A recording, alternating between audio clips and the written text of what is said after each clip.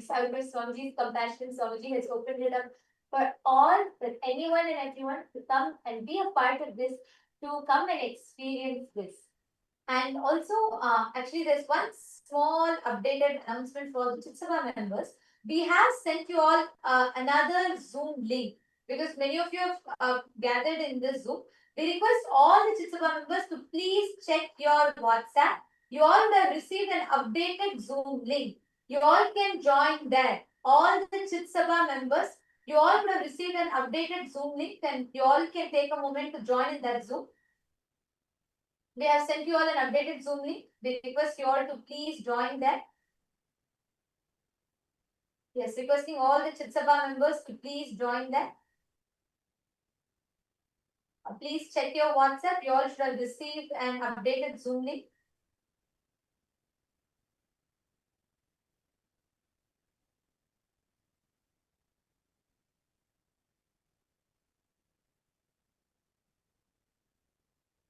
All the Chitsabha members, even the Chitsabha members, if you are Rajya Sabha member and the Chitsabha member, please join the Chitsabha Zoom. All the Chitsabha members can join. Even if you are a Rajya Sabha and Chitsabha member, you all can join this Zoom. And here is where all of you will be receiving the darshan. Ma, Sharmila, Nishala, could you all please also help inform other Chitsabha members who are not here? Please could you call all of them? The darshan is going to be starting in just a few moments. So let's all get ready. And today is going to be a powerful initiation, a very, very powerful initiation. So you all can let's get ready to receive the darshan. And yes, Ma Paramashakti, please go ahead now. You can continue. You are sharing about your clip. Please come forward. So I just want to take time to brief, update everyone so they all can understand and they can also be in sync. Go ahead, Ma. Come forward. You can continue sharing. Thank you, Ma.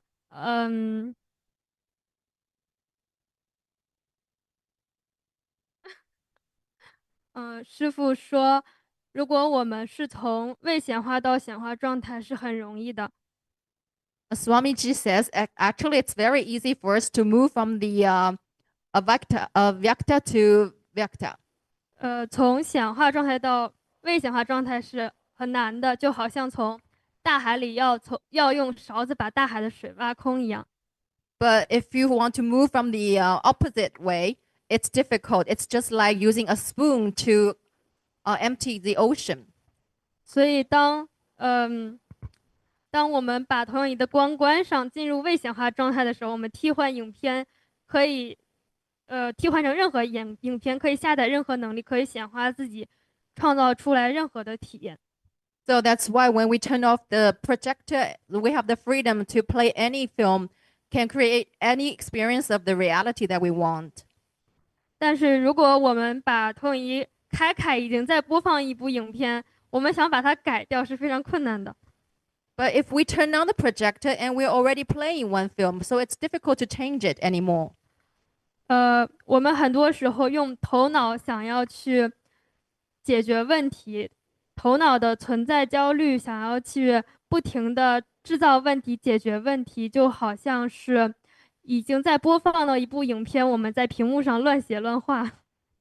It's like very often we want to use our mind to solve problems, but the mind has its own existential anxiety. So it's like we want to draw or dribble on the already played in film. 在投影的屏幕上乱写乱画。It's like to dribble, to draw things on the screen that's the projector is projecting on. 但是屏幕里播放的影片并没有任何变化。But the film that's being projected, it has not been changed or touched. 对，这个是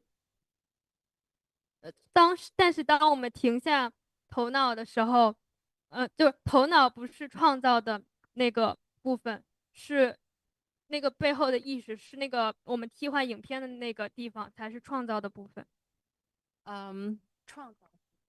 So the part that's creating is not from the mind. It's not from the mind's creation. It's actually the creation of our consciousness.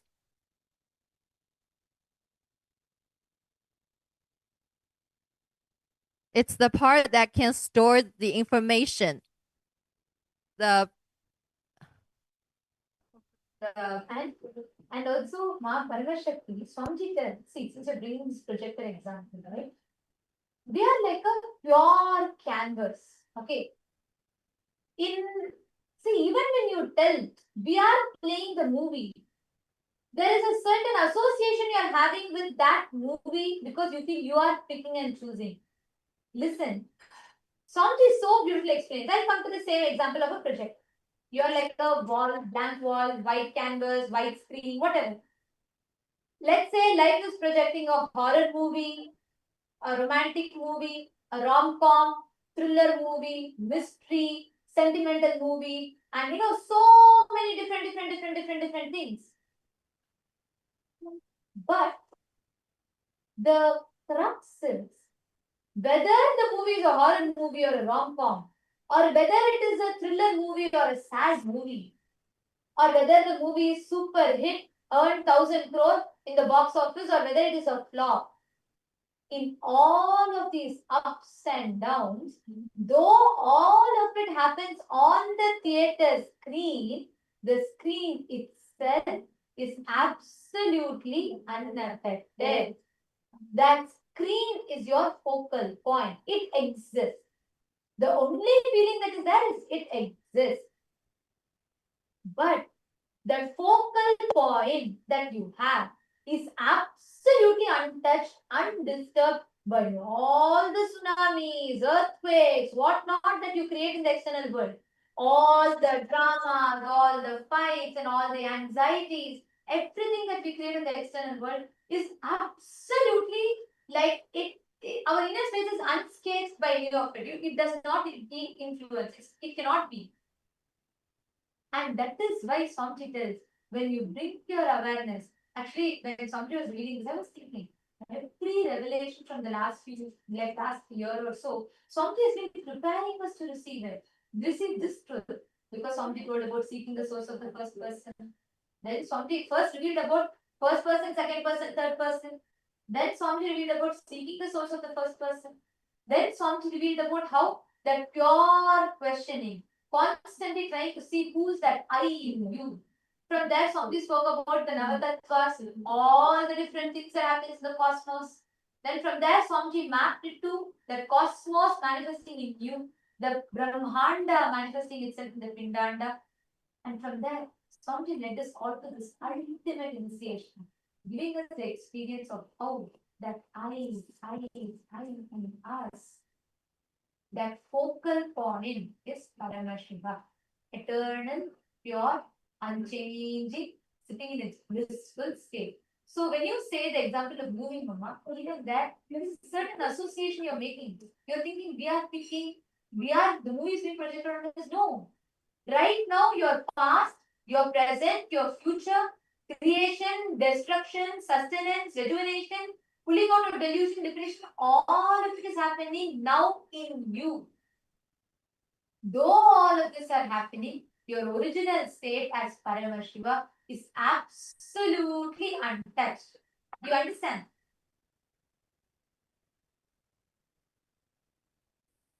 Yes, ma.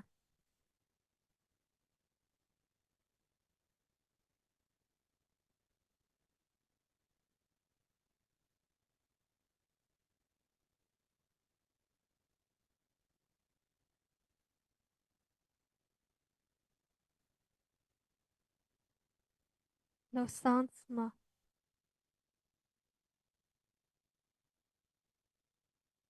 Oh, sorry, ma'am. Yes. Is there anything else you want to share, ma'am, Paramashakti?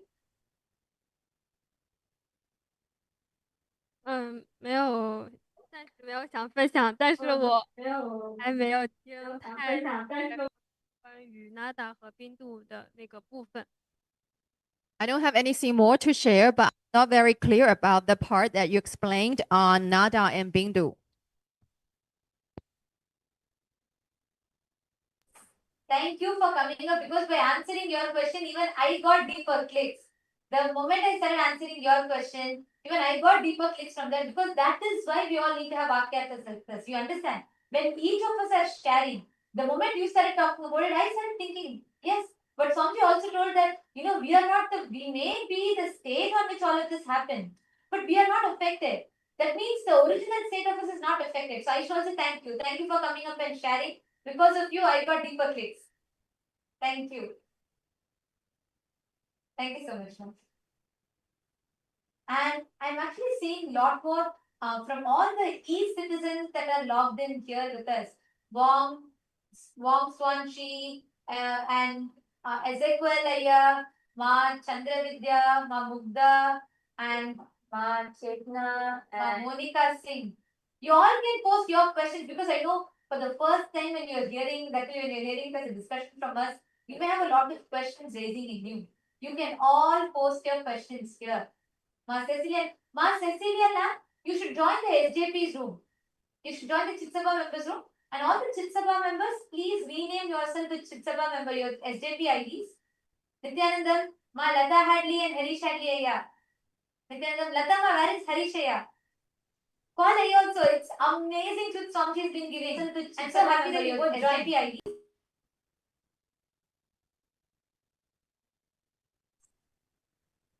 And yes, I'm seeing so many messages coming in the room, the C-citizens room.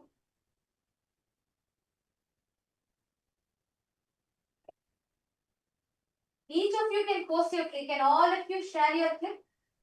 Can each of you share your clips? The e-citizens, all the participants, viewers that are joining us, Mana Daisy and Monica. Because how do you all connect with when you listen to this?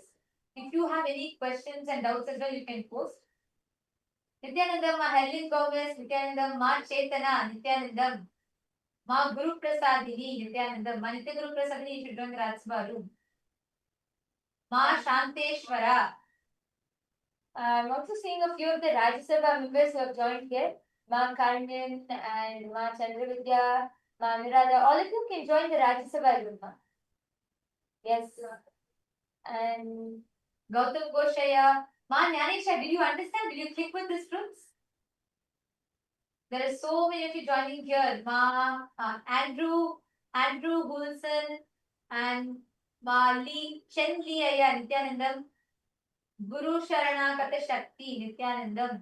We have Pal Thakaraya Nityanandam. We have Ma Anastasia Nityanandam, Ma Wendy, Ma Karina Wang. I'm seeing many more people here. Nityanandam to all the e-citizens. I request if each of you can also post in the chat as you are listening to all these sharings from the Paramashivam participants, and as you are listening to all of these truths, what is clicking with you? What are your powerful cognitions? All of you can post it here because right now, to prepare for the satsang, the best way for us to prepare for the satsang, to receive this initiation from Swamiji, is by drilling this truth deeper in us. By understanding and drilling this truth deeper and deeper in us. So this is going to be a very important discussion. Many of you have posted that actually to all the PSS participants, as each of you were coming up and sharing, all the PSS participants, we have many of the e-citizens who have posted that they were able to so deeply connect with it. They were able to understand these truths deeper. So any of you have any questions also, you can post here. Madan Kumar G is asking, my mother, Nityanandama, my mother passed away 8 days back. Can I see Swamiji's darshan? Yes, you can. Today, that is why Swamiji has opened up this darshan for all. Everybody can join. You all can share this link with anybody. This is sudden enlightenment guarantee. All the Chitsabha members, please can all of you also call everybody you know in your zones, any other Chitsabha members. Let us make sure nobody is missing this. All the e-citizens who are joining, all the e-citizens who are joining, all of you can share this link to anyone. You can call your family members, friends, even if you have somebody who just wants to experience the healing, they can come and attend the darshan, be a part. They will automatically get the healing. They can also receive the darshan from Swamiji and also listen to all of these powerful cognitions. Actually, these are very, very powerful. So reach out to all your family members, friends, and invite anyone and everyone can come. So Madanaya, don't worry, definitely you'll experience the healing and healing through Swamiji's darshan. And now it is time for all of us to get ready to receive the darshan.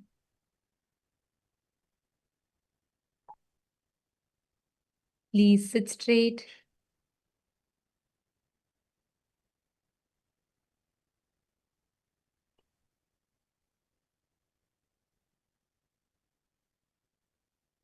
Please close your eyes. Let us all prepare ourselves to receive sudden enlightenment. The enlightenment, ultimate enlightenment, sudden enlightenment guaranteed. Please close your eyes, settle down.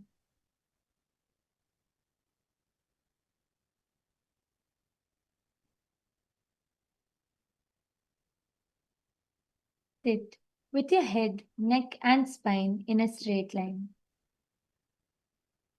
Drop any restlessness, any thoughts, anything which comes to your mind.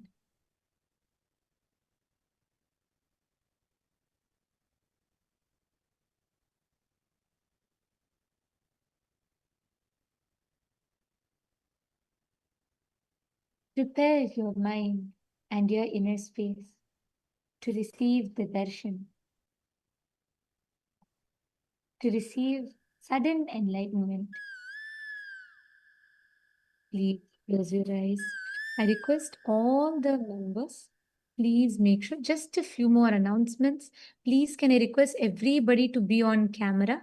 Anybody not on camera, we might have to be removing you all from the Zoom due to security reasons. So please be on camera at all times during the darshan. There is continuous Nayana Diksha happening and absolutely no form of video recording, no form of audio recording whatsoever. Any violation of the security protocols will be leaving us with no option but to remove you from the meeting. So please make sure all of you are continuously on camera throughout. Let us all enter into the meditation.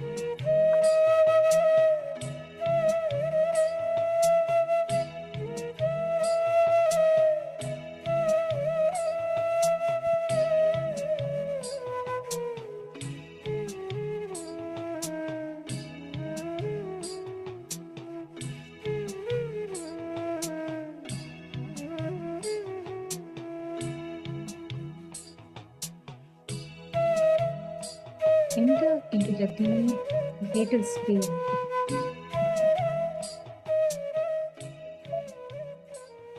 Enlightenment itself is given to you. The ultimate is gifted to you as a gift sweetly, and remain in that space of deep seeking to receive that enlightenment.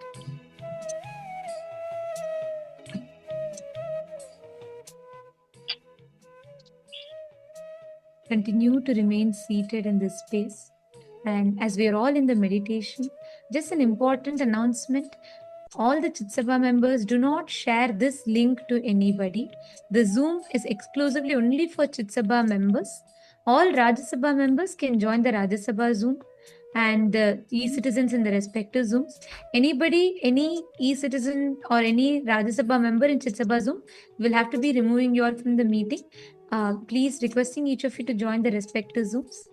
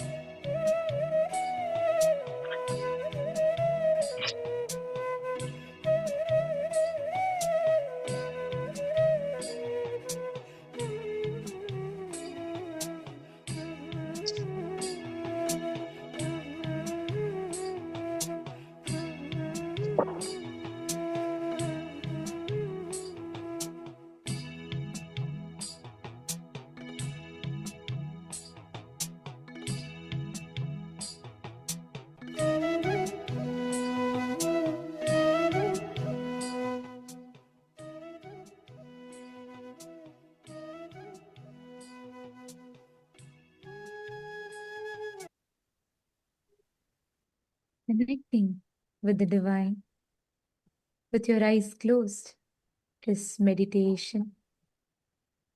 Connecting with the divine with your eyes open is darshan.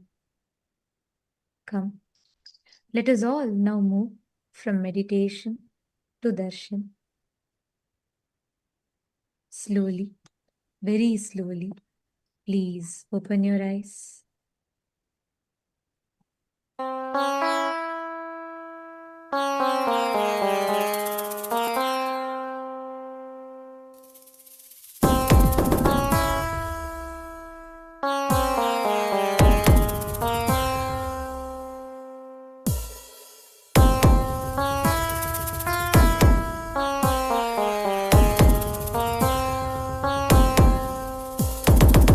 Shiva Shiva Shiva Shiva Shiva Shiva Shiva Shivane பந்து அவதரித்தான் கைலைய நாயக நாடிடுமாட்டத்தில் சைவத்தையே அவன் புனரமைத்தான் சிவ சிவ சிவ சிவ சிவ சிவ சிவ சிவ சிவனே பந்து அவதரித்தான் கைலைய நாயக நாடிடுமாட்டத்தில் சைவத்தையே அவன் புனரமைத்தான் நித்யானந்தா நித்யானந்தா நித்யானந்தா நித்யானந்தா நித்யானந்தா நித்யானந்தா நித்யானந்தா நித்யானந்தா ஞானமும் கொண்ட சக்தியும் பரமனாக நெஞ்சில் பதித்தது அஷ்டசக்தியும் 10 திசைகளும் உன் புகழை பறைசாற்றியது கைலையை படைத்த கலைஞனே கைலை நாயகா பரமேஸ்வரா உந்தன் அருமையை அகிலம் பரப்பிட படையெடுப்பனே மாஹேஸ்வரா இது ஆதி சைவம் போற்றும் எங்கள் தேசம் ஆடி பாடி கொண்டாடிடும் கூட்டம் என்று முந்தன் அழகு கவிதை பேசும் ஜெய ஜெய ஜெய ஜெய நித்யானந்தா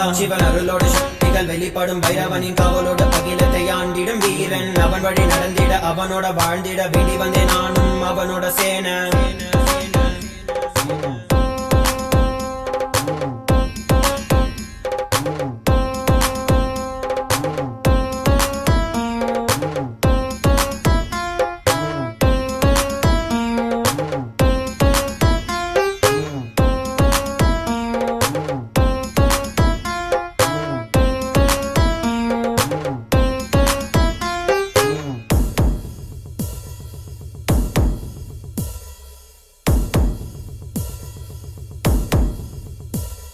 ஒரு பார்வையில் என் முக்கண் திறந்தாய் பரமசிவனாய் வாழ்ந்திட வைத்தாய் நானும் போற்றும் கடவுளே இந்த கலியுகத்தில் என்னை காத்திடுவாய் பார்க்கடல் கடந்திட வந்த நஞ்சை தானே உண்ட நீலகண்டன் இவன் தாடும் பிரளயத்தை அடங்கியாண்டிட ஆதிசக்தியின் வடிவு கொண்டான் ஆதி சைவத்தை காத்திட வேண்டும் விஸ்வரூபம் எடுத்து நிவா கோடி அடிகளை தாங்கிய பரம்பரை எளிதில் நாங்கள் வீழ்வோமா மதுரையை ஆளும் அரசனாய் வந்த சொக்கனாய் ஆதி கைலையை அமைத்த நித்யனாய் சென்று கைலையை செய்த செங்கோல் தாங்கிய சங்கரா நெஞ்சிலே உனன் குருவையும் உயிர் பக்தியும் கொண்ட தேவனே இங்கு அஹிம்சையே உனன் வாழ்க்கையாய் வைத்து வாழ்ந்திடும் பரமணியடா நித்யானந்தாய Jaya Jaya Jaya Nithyananda Jaya Jaya Jaya நித்யானந்தாய Jaya Jaya Jaya Nithyananda Jaya Jaya Jaya நித்யானந்தாய Jaya Jaya Jaya Nithyananda Jaya Jaya Jaya நித்யானந்தாய Jaya Jaya Jaya Nithyananda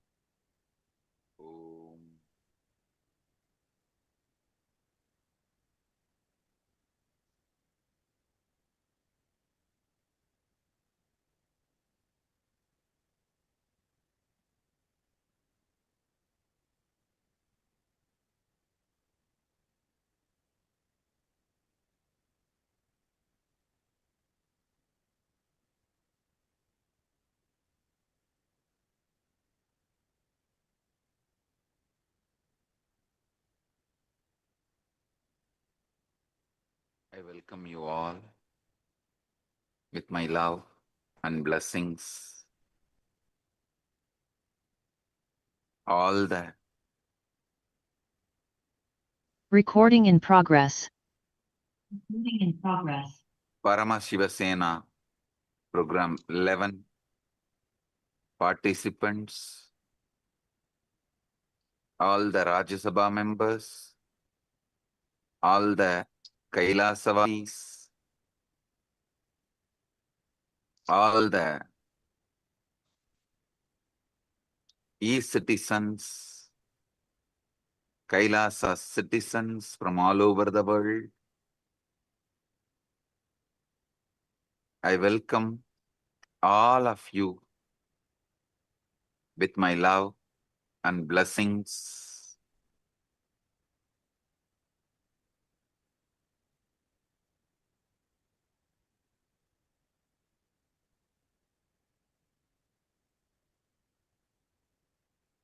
As the ultimate manifestation of the ultimate Paramashiva,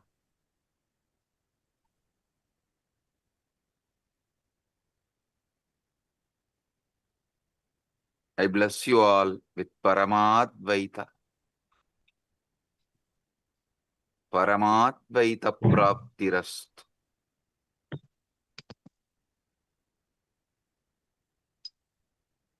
Now,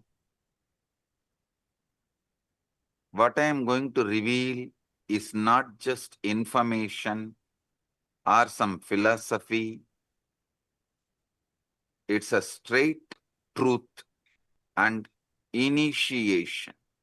Listen. It's a truth and initiation. Whatever I'm revealing now is not some metaphysical truths, metaphysical ideas, philosophy. It is straight initiation and truth.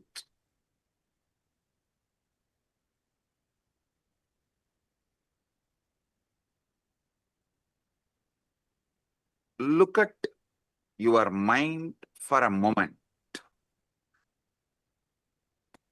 That peculiar stream of thoughts flowing through your awareness right now.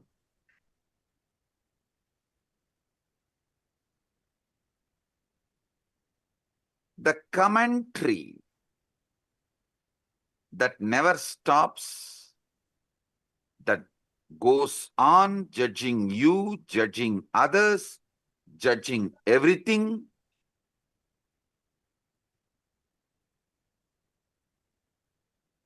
Every words you hear and process inside you, even these words, when you are listening, immediately you start judging. Have you ever paused to wonder who is exactly talking all this in your head? Listen. Have you ever paused to wonder who is exactly doing all this talking in your head?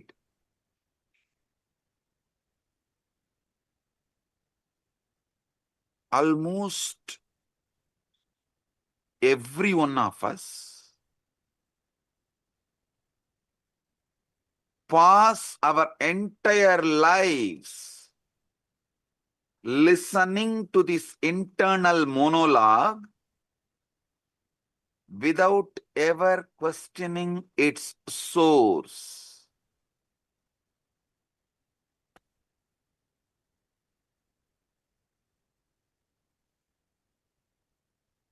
We simply assume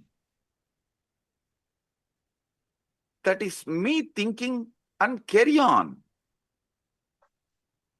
How many of you assume you are only thinking and you just let go, carry on?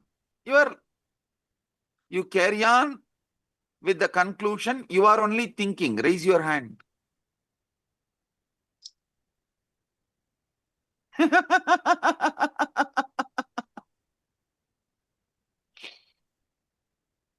Come on. Is it really you? Are you creating these thoughts? Or are they simply arising in you like clouds swarming in the sky? Come on.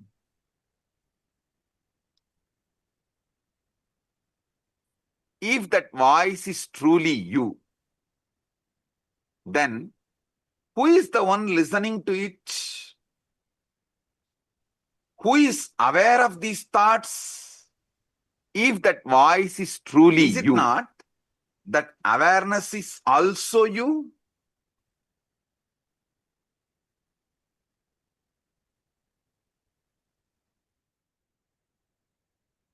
How can the speaker and listener seemingly existing in the same mind points to something quite extraordinary?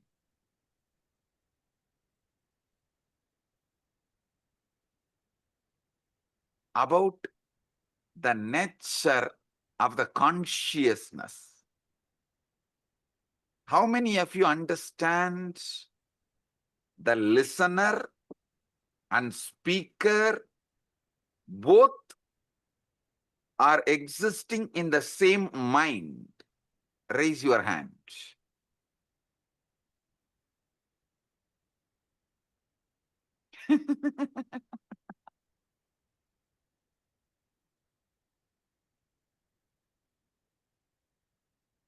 Now,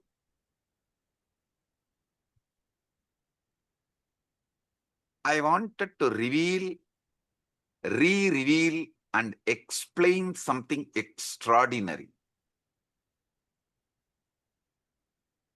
I spoke about it in 2005.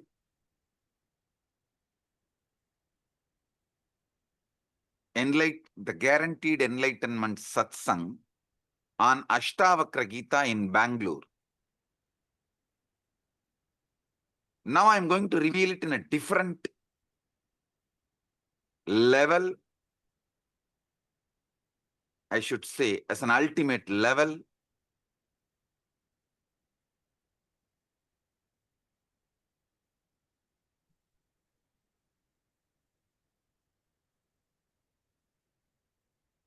your thoughts, when you are able to predict, you are the speaker and you are the listener. When you are not able to predict, you are neither the speaker nor the listener. Listen. Only when you are able to coin the words, predict, you are the speaker and you are the listener. When you are not predicting, when you are not speaking, neither you are the speaker nor you are the listener. How many of you understand this?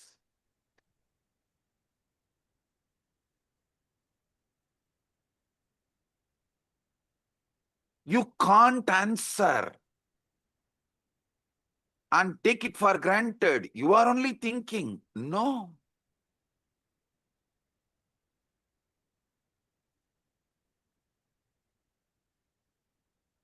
You can't dump the responsibility on someone else. I am not even thinking. I don't know what is going on inside. No. The thinking in you, the thinking going on in your head is Chit Jatak Granthi. Means it is semi-automated, consciously semi-manipulated system. Listen. When it comes to heart beating, you can say it is beating on its own. Your involvement is practically nothing. But you can't say, you can't think, you can't say you can think as you want forever. How many of you are understanding this unpredictable nature of thought?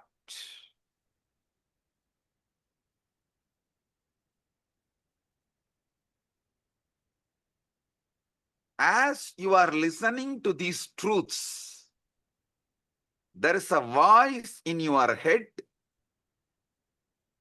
that is following along. Perhaps it is repeating what I am saying. Perhaps it is commenting on it. Perhaps it is agreeing with it or opposing it, or partially agreeing with it, partially opposing it. Here is a very peculiar thing. If you pay very close to attention to the voice going on inside, you will rather notice something very odd. You cannot predict with certainty what your voice is going to say next. If you decide to stop and utter the words as you want in your head, you can listen also your words. So either your speaker and listener simultaneously exist, or speaker and listener both absent, the some speaking is going on. How many of you understand it?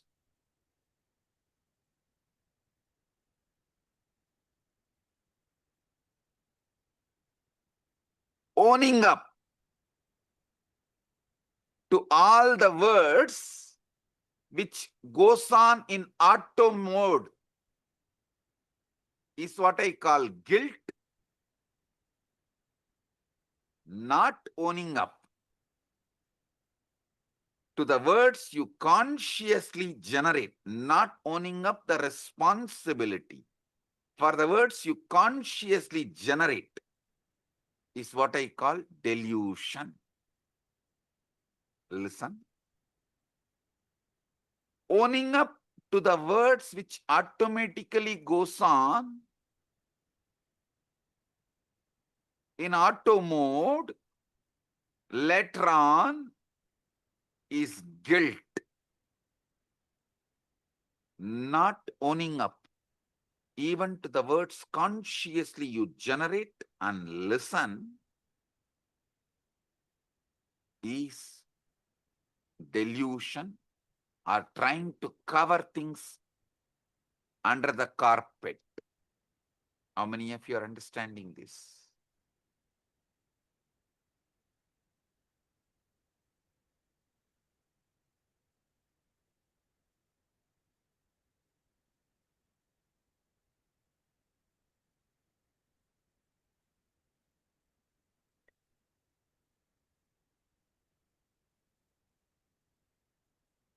You cannot predict with certainty what this voice is going to, what your inner voice is going to say next. That doesn't mean you can't control it.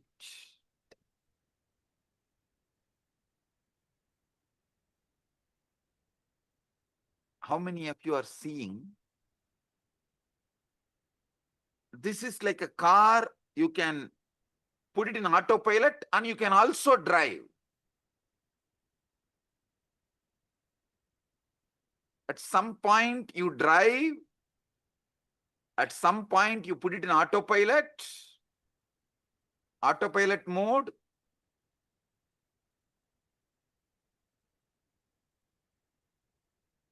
But unfortunately,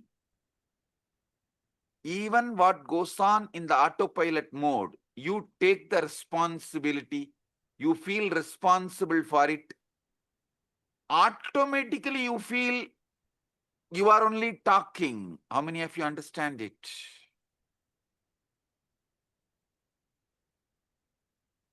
This is utterly superfluous. Listen.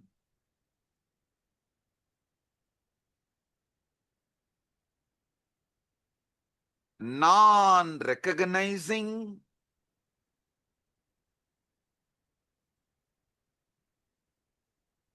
this autopilot mode,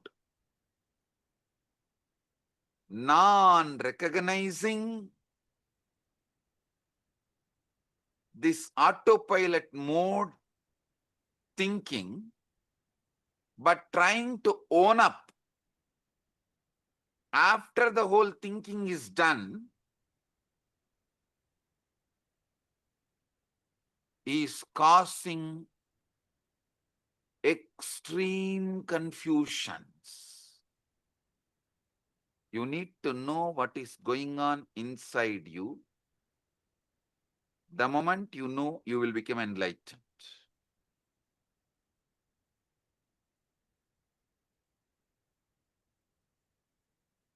Am I doing the thinking, or is thinking happening to me?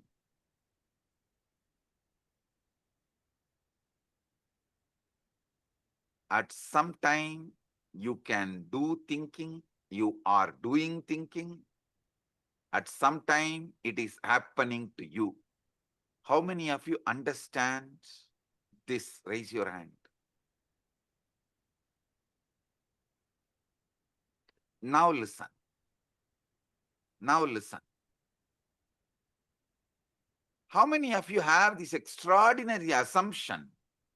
Because these thoughts are occurring in your head, even when you are not thinking, you assume it is yours. Even in the autopilot mode, what goes on, you assume it is yours because it is happening in your head. How many of you assume? Raise your hand.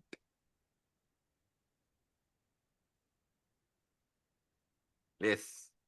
Drop the hands. Listen.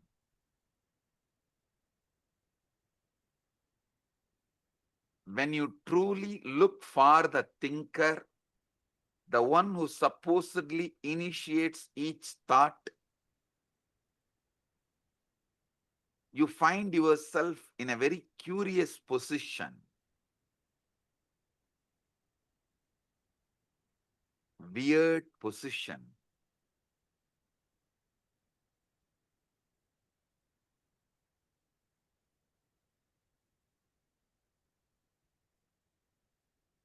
When you consciously think, yes, everything is great, right? But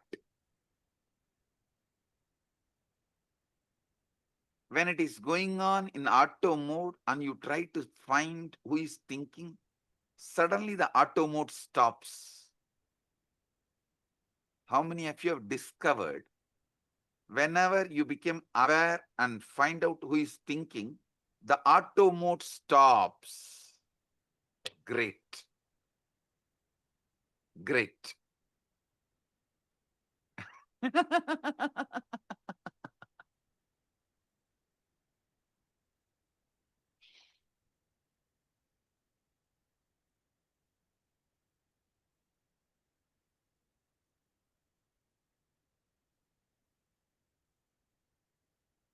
Listen, I'm going to introduce the third mode.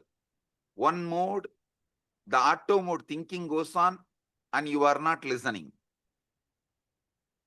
One mode, consciously you are thinking and you are listening. There is one mode, thought currents are not consciously done by you. You are not consciously thinking, but you are listening. That is in that high emotion, anger. Thoughts just come. They are forced on you. You are only the listener, but not thinker. How many of you have experienced this state? Raise your hand. Listen. Clarity about these three liberates you. Listen. When you are thinking and listening, you have a conscious sovereignty over thinking process.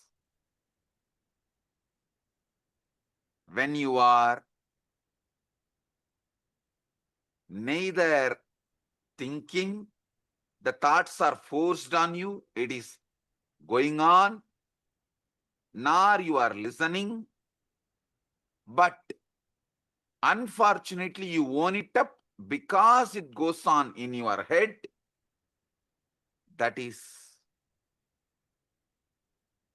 deluded, unconscious,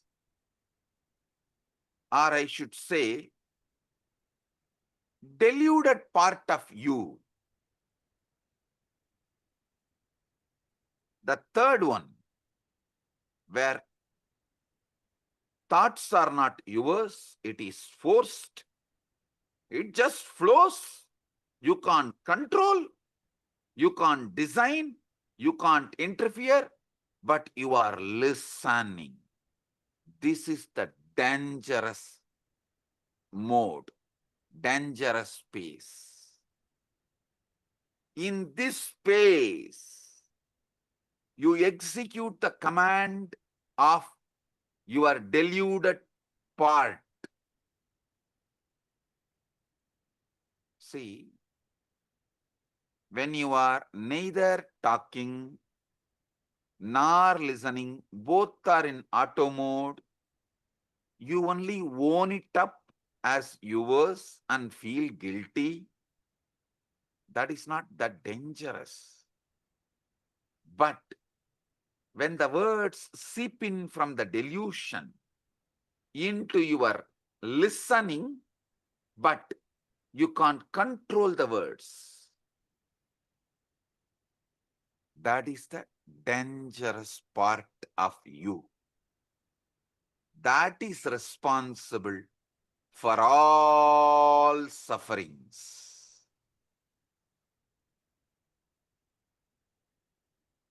You may say, your brain is thinking.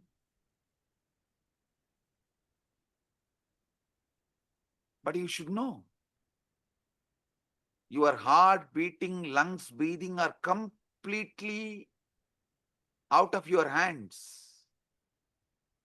At least not immediately. If you do specific acts, you can interfere even in that. If you run, you can alter your breathing, your pulse rate, all that is different. But normally, that is why you don't say, I am beating my heart or I am breathing my lungs. No.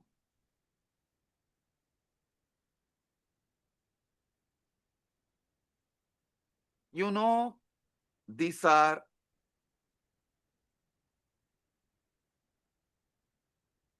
the processes happening in you largely autonomously.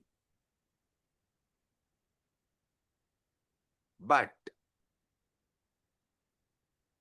even the autonomously when the thinking is happening autonomously, you own up,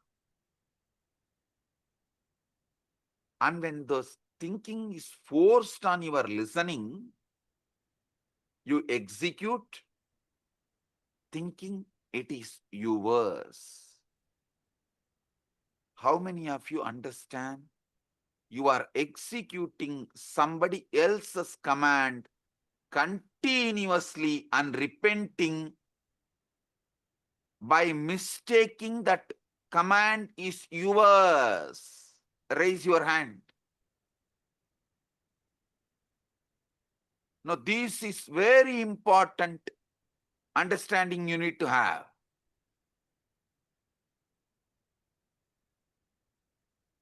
Listen to these three. Drop the hands, listen. One side, consciously you speak, consciously you listen. That is a chit part of you, conscious part of you. We will come to that later. It can be handled easily.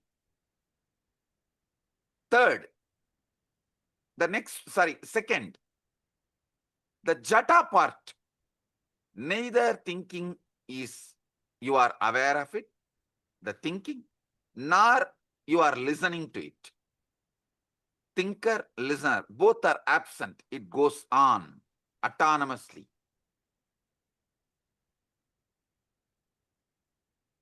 The third, dangerous.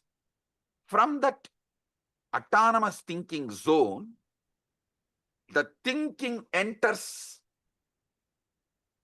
into your consciousness. Listening happens consciously, but thinking is not under your control. But you take that as your thinking and start executing. This is what is the third part, Chit Jata Granthi part. How many of you understand? This Chit Jata Granthi part is responsible for all mess in your life.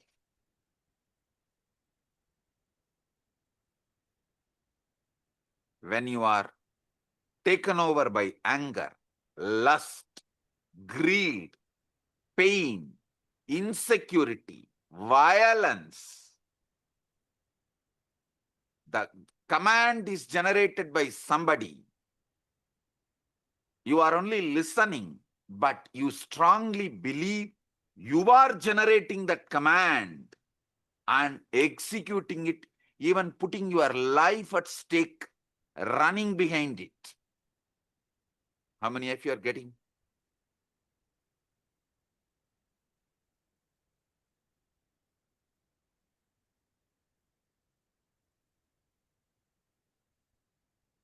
Drop the hands. The inner voice, you are only able to listen, but does not have power over. Is not you, which you are not able to think. That is what I call ego.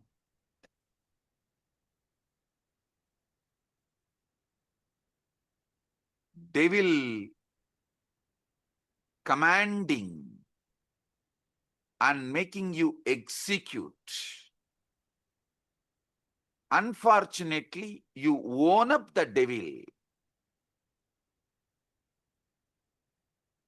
You feel the devil is advising you for good. You even have justifications.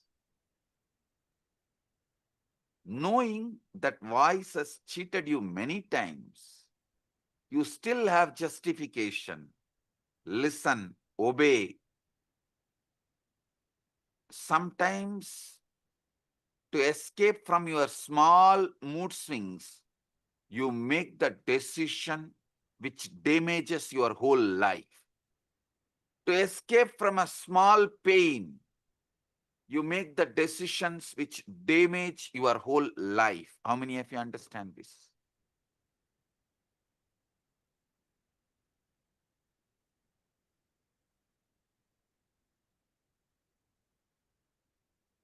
Relax.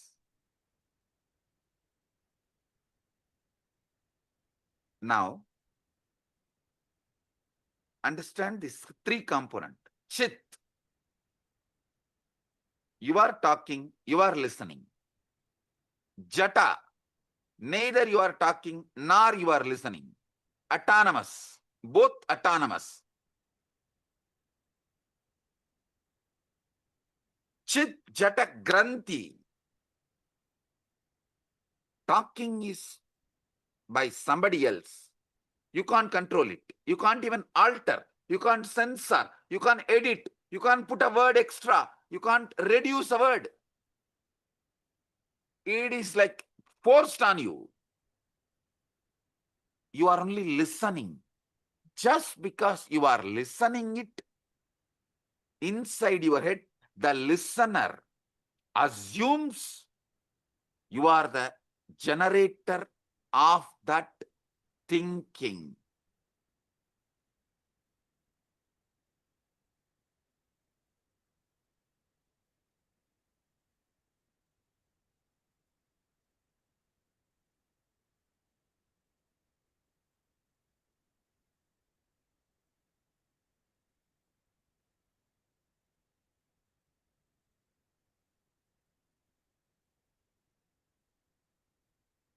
Chit Jata, Chit Jata Granthi.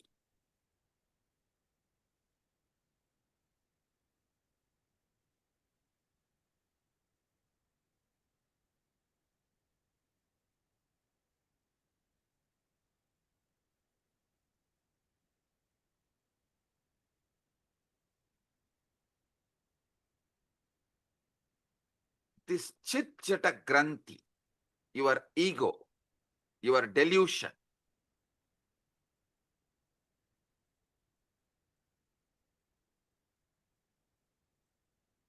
this part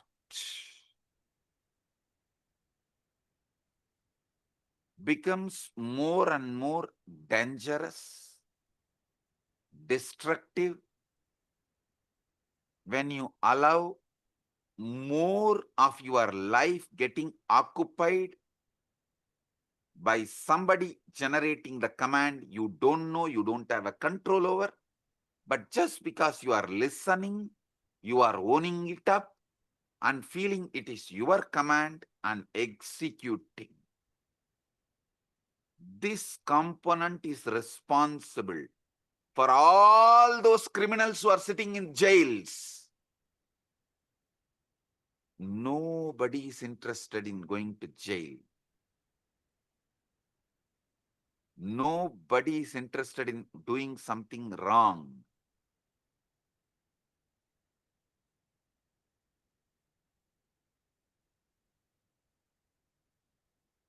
But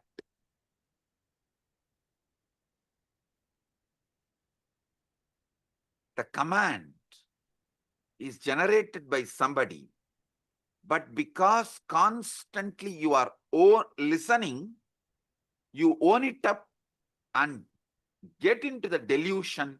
You are only talking, it must be your voice, and you start executing. Listen, don't think.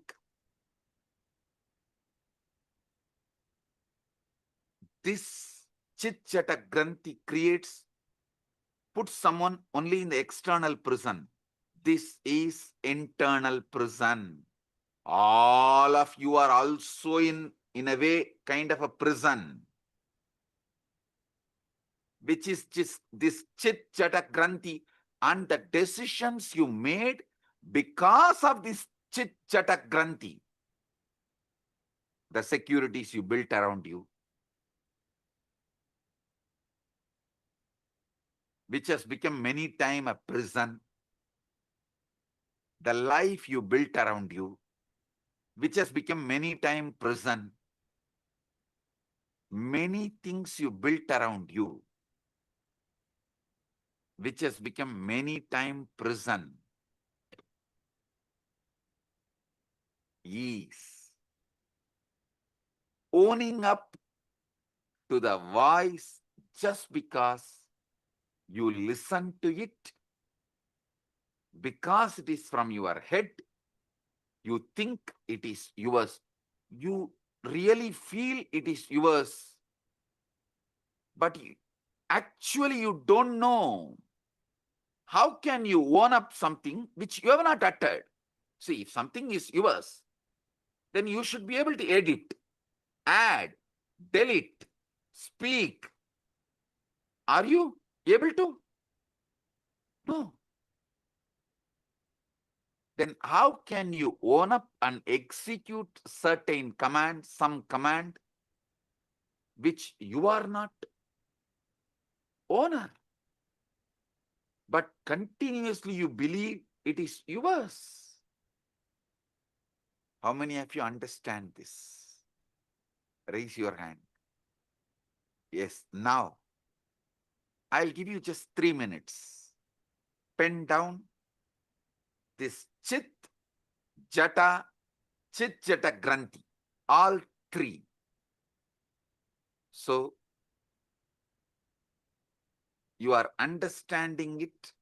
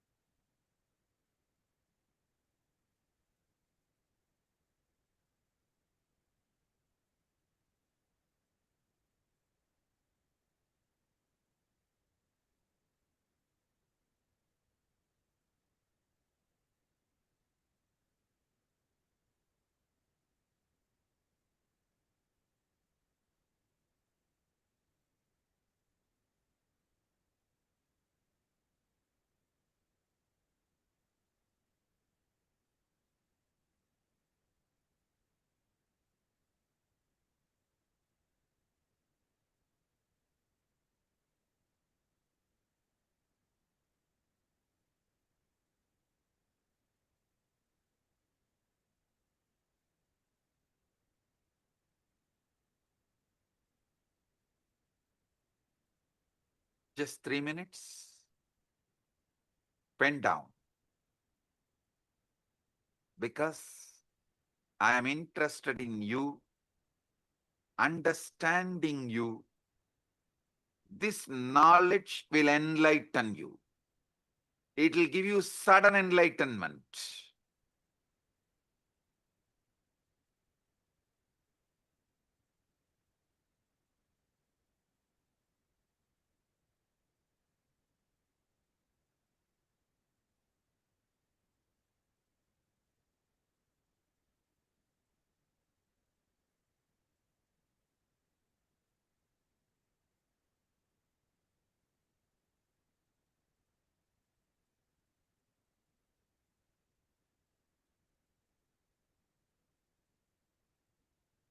Now listen.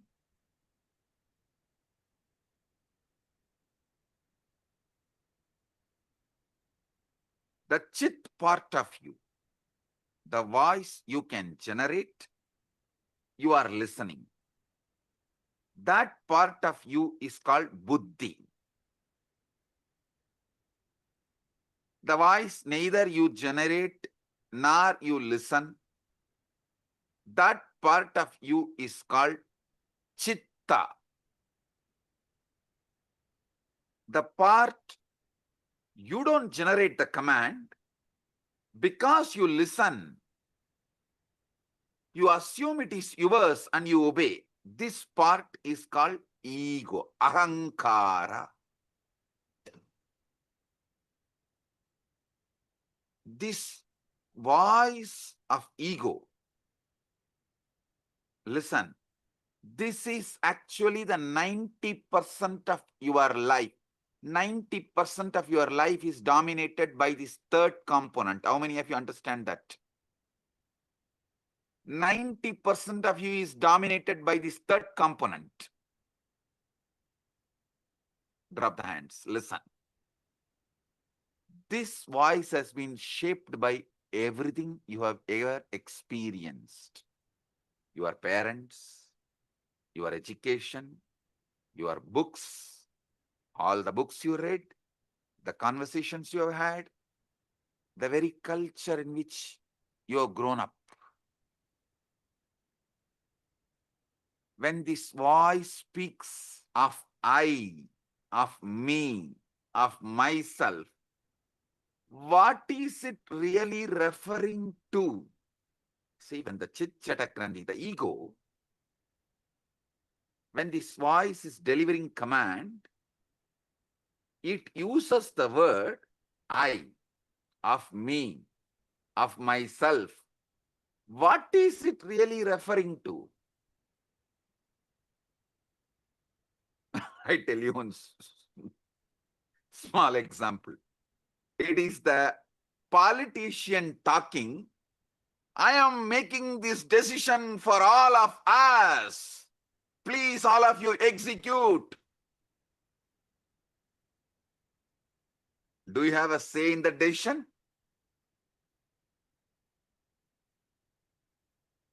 You just execute. And you are convinced you made the decision because you voted 4 years before or 5 years before.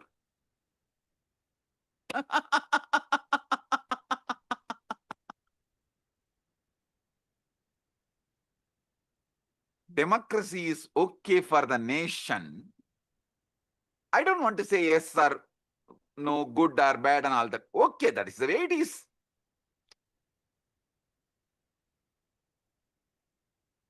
But blind way of living is not right for yourself.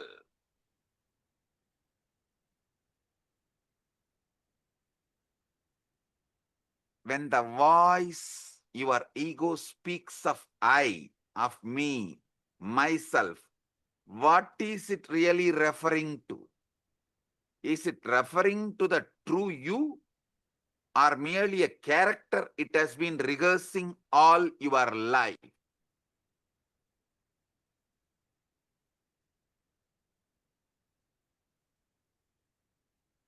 How many of you understand? From the moment we learn language, we are taught a most peculiar game. We are given a name and told, you are this. You are Ram or Suresh. I always refer these names because in India, if you scream Ram, 1/3 of the country will turn and see you. If you just shout Ram, 1/3 of the country will turn and see you. In Tamil Nadu, if you scream Muruga, 1/3 of the Tamil Nadu will turn and see you. In Tiruvannamalai, if you call Arunachalam, 1/3 of Tiruvannamalai will turn and call you, see you.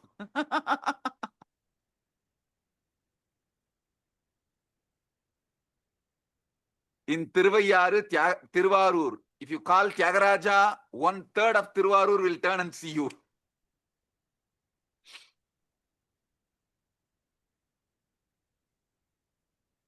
Listen, this peculiar game of name, as if this collection of sensations, feelings, experiences, all is a one continuity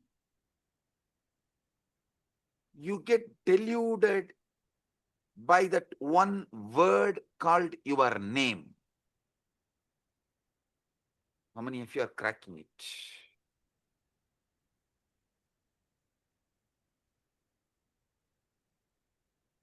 Because you believe in your name, and that name gives you the false idea of continuity, and because you believe in that false continuity, all that goes on inside you, you own it up and go to the extreme of executing it, even sacrificing your life many times. Your joy, love, you are ready to go through so much pain and you are doing it. How many of you understand this whole drama?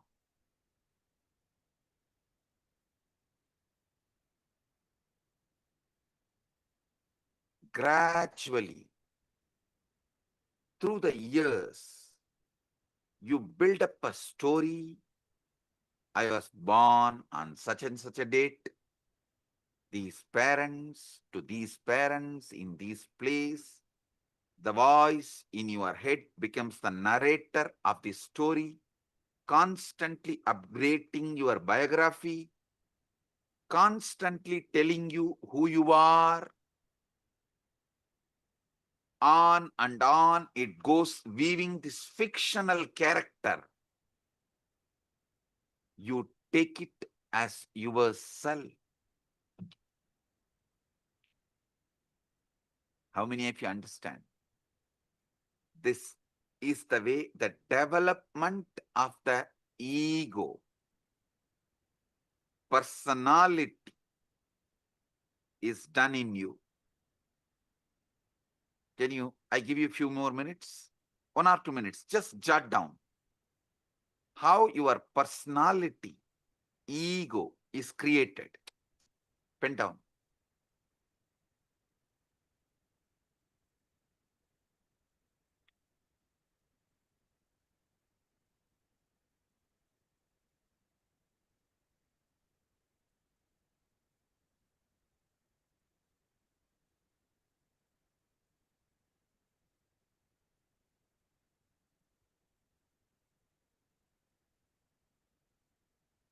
But if you see, this is a case of a mistaken identity of the most profound kind.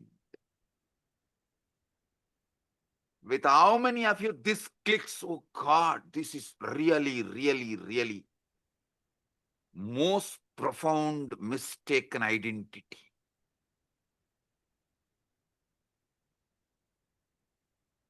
All the things stuffed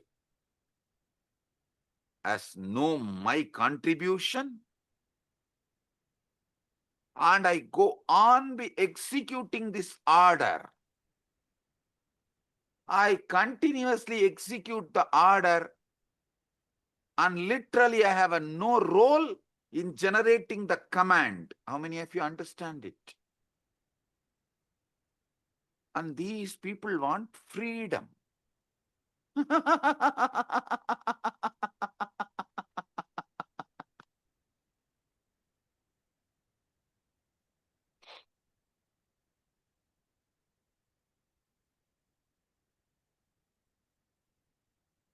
How many of you are right now seeing your ego is mistaken identity of the most profound kind?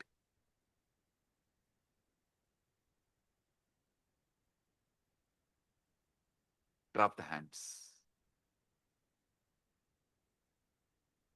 It's like going to the theater, becoming absorbed in the play so deeply, you forgot you are watching actors.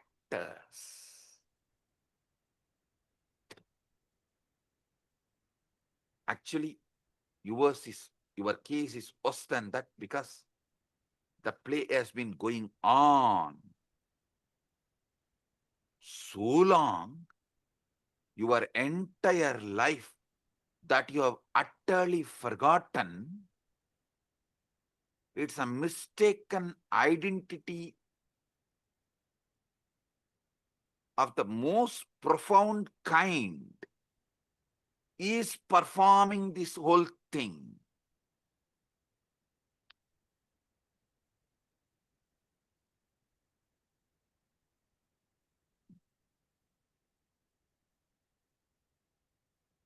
This separate self, this ego, as I named it, for your understanding, for our convenience, we named the Chit Jata Granthi. Buddhi, Chitta, Ahankara.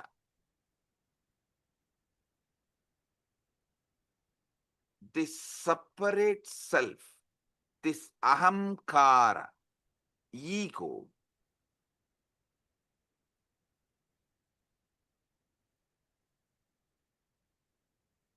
is the source of all Maya, all illusion, all delusion, and it is not actually an entity at all.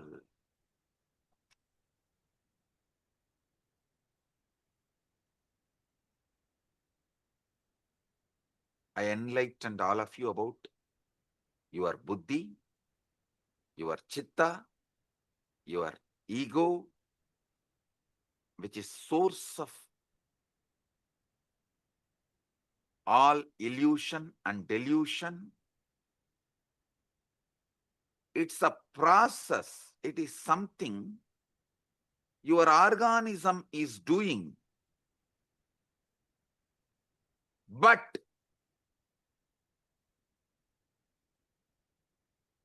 not something your organism is.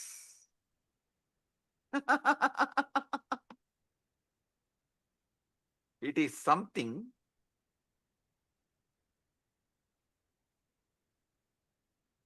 you believe your being is doing, but not what your being is.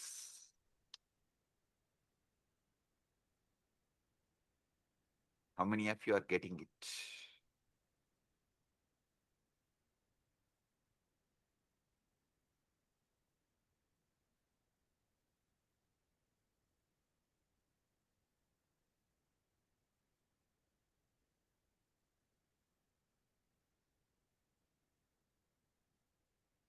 When you say, I think or I feel, what exactly is this I think or I that thinks and feels? If you try to point it, what can you point to? Your body? But your body is constantly changing. Once in every 7.5 years. That is why in Hindu tradition, in our horoscope, we kept it sunny for 7.5 years. Once in 7.5 years, your body completely changes. How many of you know that? Every cell is replaced.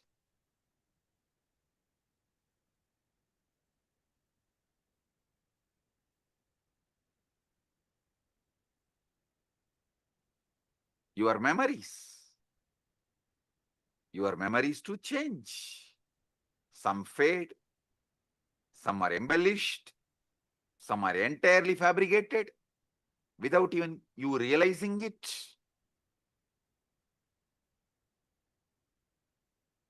Your memories change, your bodies change, your ideas about you change.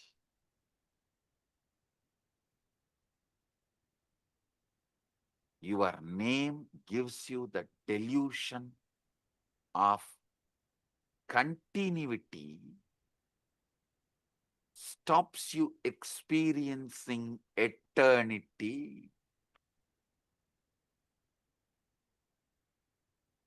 The delusion of continuity stops you experiencing eternity. Note down this word. This is the most powerful cognition.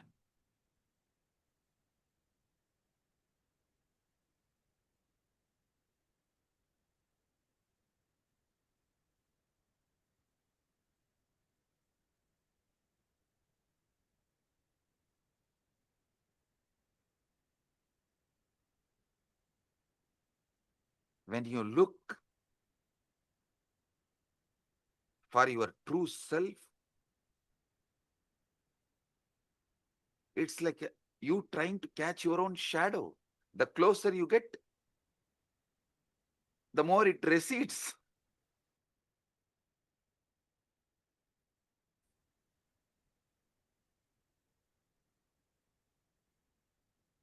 How desperately you cling to it, how terrified you feel at the prospect of losing this sense of self. How many of you understand? You are terrified at the prospect of losing this sense of self. That is why you continue to cling to this delusion. That's the true pathology.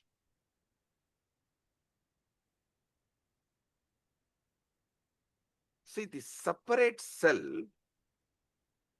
is a useful social convention, like a money,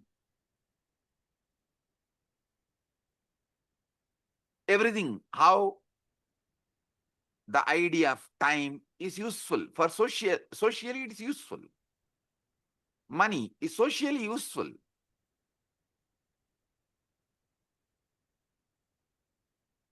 But not the truth.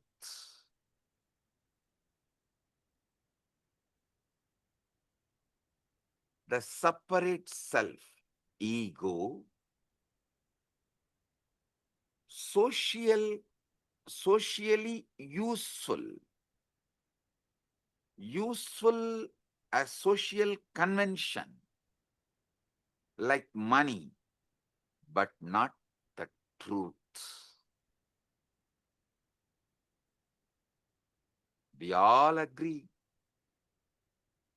to pretend it exists because it makes certain interactions possible. But the trouble begins when we mistake this convenience for the sake of the truth, as a truth. See, the real trouble begins when we mistake the convention for reality as the truth.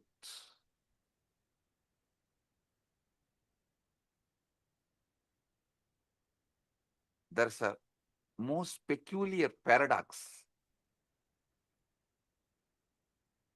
at the center of this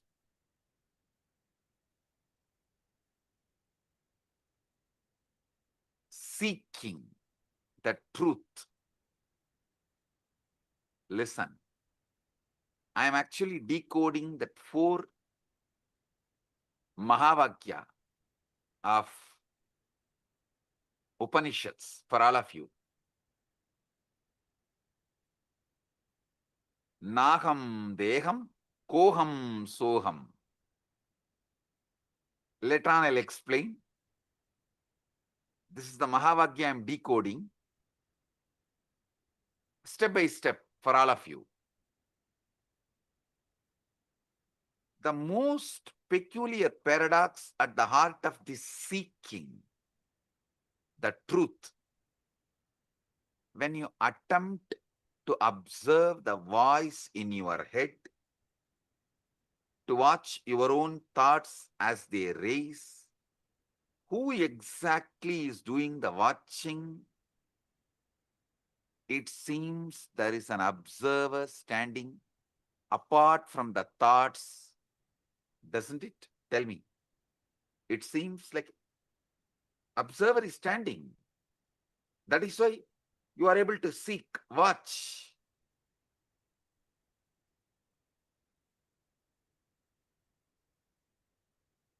But if you look closely at this observer, you will notice something extraordinary. It too becomes an object of observation. You can observe even the observer. If you have done ajapa, you can understand what I am saying. In the beginning of the ajapa, you will try to do Shiva, Shiva, Shiva. Then you can make the Shiva, Shiva repeat, and one part of you can observe, one part of you will be doing the japa. If you go deeper, one part of you will be doing the japa, one part of you will be observing, one part of you will be observing the japa and the observer both. If you have done ajapa sadhana, you will understand what I am revealing.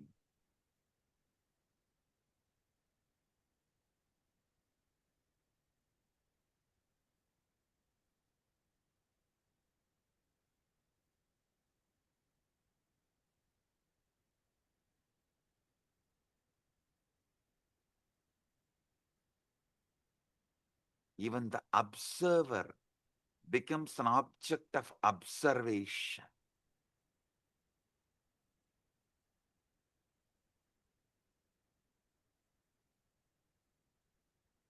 You can see everything except the seeing itself.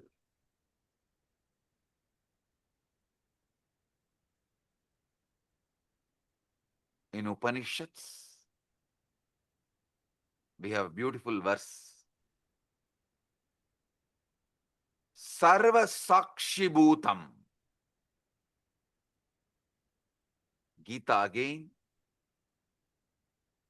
This word, Sarva Sakshi Bhutam.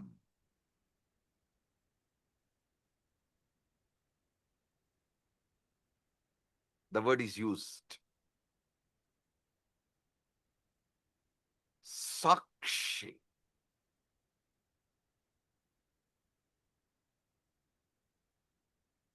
Other than the seeing, you can see everything. This Sakshi Bhutam,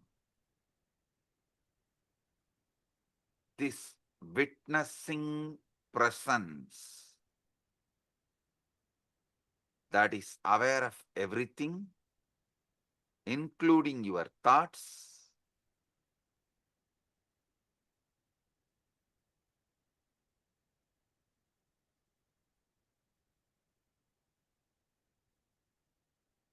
the pure subject, which can never become an object.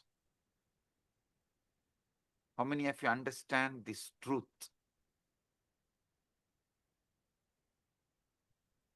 Sakshi, listen.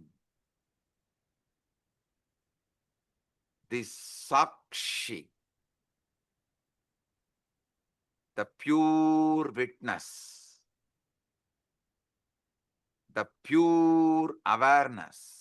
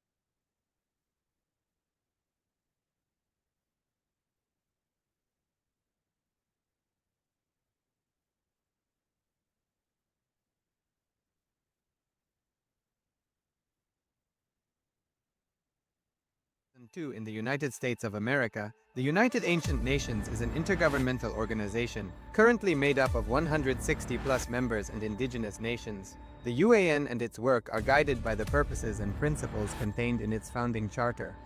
The UAN is a manifestation of the profound connection amongst indigenous peoples across the world, including African, Andean, American, European, Caribbean, Oceanic, and Asian regions, rooted in shared wisdom, sustainable practices, and deep reverence for the earth. The United Ancient Nations serves as an international cultural and diplomatic organization focused on uniting indigenous cultures globally. Our governance structure is council-based without territorial claims, led by a collective leadership through our General Secretariat. As a non-state entity with UN-style advocacy, we focus on several key areas: cultural and digital heritage preservation, indigenous diplomacy, revival of indigenous knowledge systems to solve humanity's problems, global peace, environmental preservation, health and wellness, sustained economic development, indigenous and cultural tourism. While the UAN represents numerous indigenous cultures, the United States of Kailasa serves as the first indigenous nation specifically for Hindus. Kailasa's mission is focused on the revival of the ancient enlightened Sanatana Hindu civilization with a formal governance structure including a head of state, ministers, and ambassadors. Under the leadership of SPH, Supreme Pontiff of Hinduism, Bhagavan Paramashivam, Kailasa has achieved recognition as a sovereign subject of international law, possessing distinctive attributes of juridical statehood. The United States of Kailasa is the main sponsor of the proposed UAN headquarters. This initiative would bring forth an estimated $100 million in revenue for the host country through summits, conferences, tourism, and development projects. The proposed UAN headquarters would represent the world's indigenous nations and peoples through its architectural design. It would blend the best of all worlds, featuring top modern architecture, the highest green building standards, and ancient Vastu architectural principles. This headquarters would serve as a central hub for indigenous diplomacy, cultural preservation, and collaborative efforts towards sustainable development and global peace. Through this initiative, we aim to create a dignified platform for indigenous leadership rooted in ancestral wisdom, cultural legitimacy, and collaborative innovation, enhancing global dialogue and regional stability. The establishment of the UAN headquarters would position a host country at the forefront of a global movement promoting indigenous wisdom while creating significant economic opportunities for the nation and its people.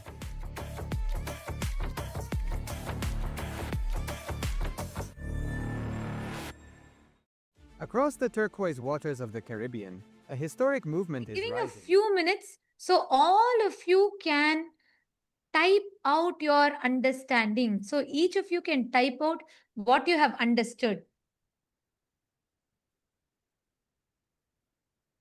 And I remember Samjay saying about this Deham, Naham, Koham, Soham. Samjay tell in a satsang in 2022 about how just understanding this, that going to the sea, questioning who is that I?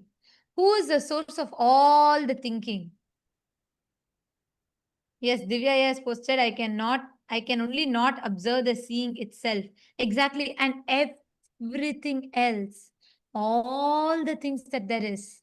Like such profound way, Swamiji deciphered how our human mind works, and he just so clearly put it out to us.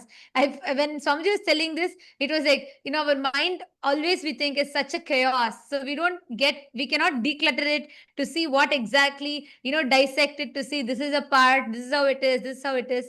But so powerfully, in such simple language, Swamiji put it out very clearly for us.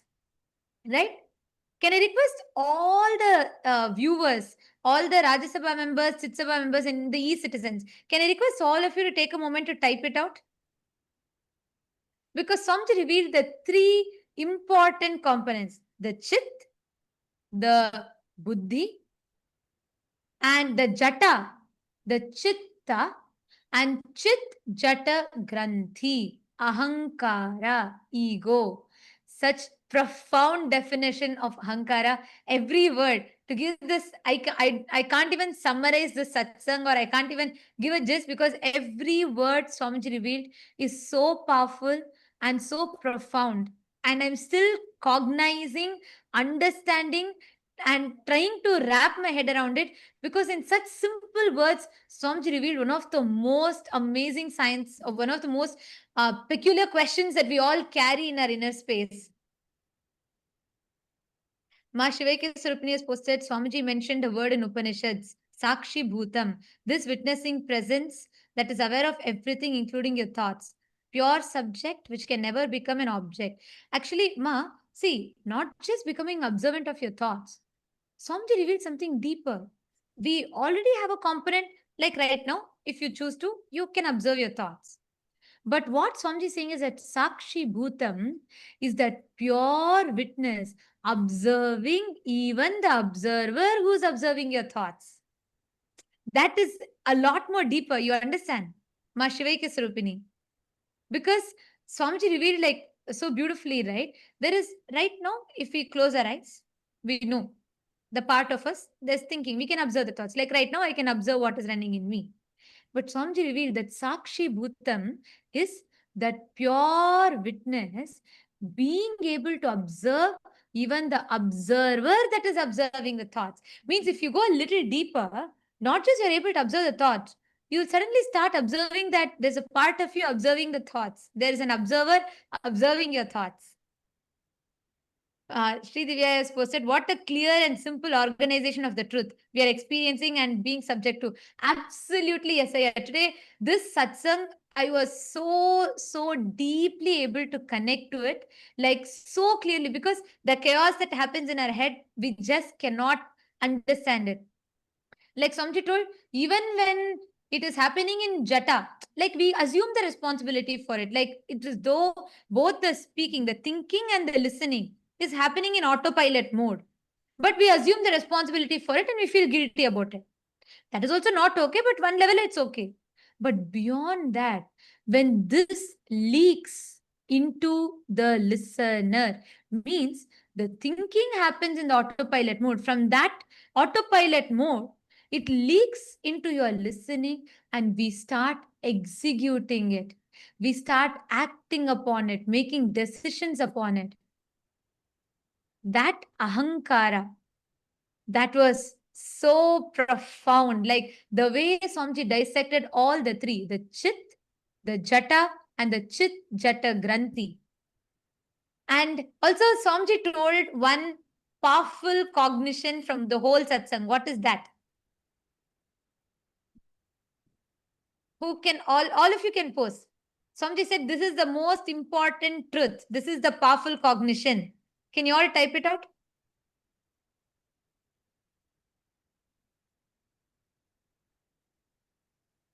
What is that one powerful cognition?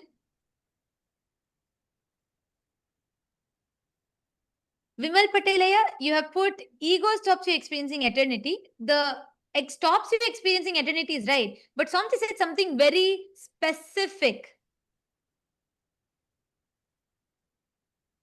Yes, your name. And the most important truth, Swamiji said, the perceived continuity, because your name, everything changes. Your body changes, your thinking changes, your memory changes. And Swamiji said even, sometimes memory can even be fabricated by us. That was like another big shock. But anyways, so your memory changes, everything changes. But the name that you have, the perceived continuity the name gives, stops you from experiencing eternity. Wow. Just wow. What an amazing truth. Yes, Shiv Panditaya, your name gives you a sense of continuity, but you miss that you are eternity itself. Yes. And not just it, it stops us from experiencing the eternity because it gives us a sense of perceived continuity. It stops us from experiencing eternity.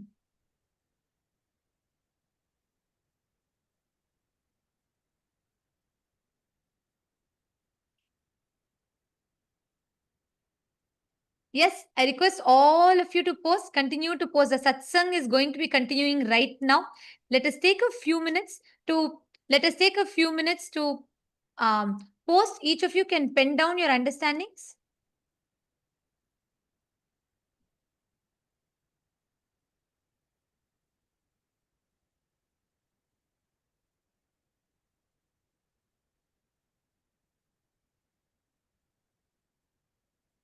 I'm seeing so many of you have posted, so many of you are posting your clicks.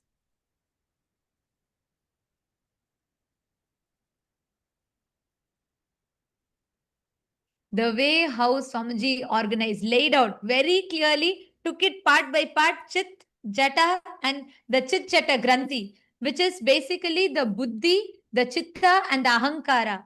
And so precisely laid it out for us so we can understand our mind. Ma Nityanandeshwari is posted, it was wow. And Marashmi Dubey, that's correct. Yes, that was the main powerful cognition.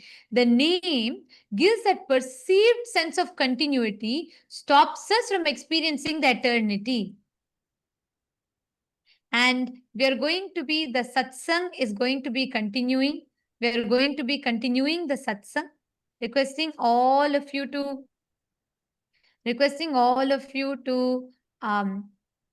please remain seated. Let us type it out. Let us type out the understandings. In just a few more moments, the satsang is going to be continuing.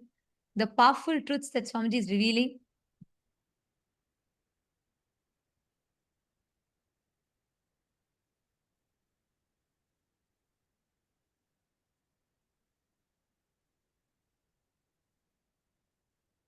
And all the viewers, all those that are watching us on YouTube, and all the citizens, e-citizens that are logged in here, can all of you also post what all each of you are understanding?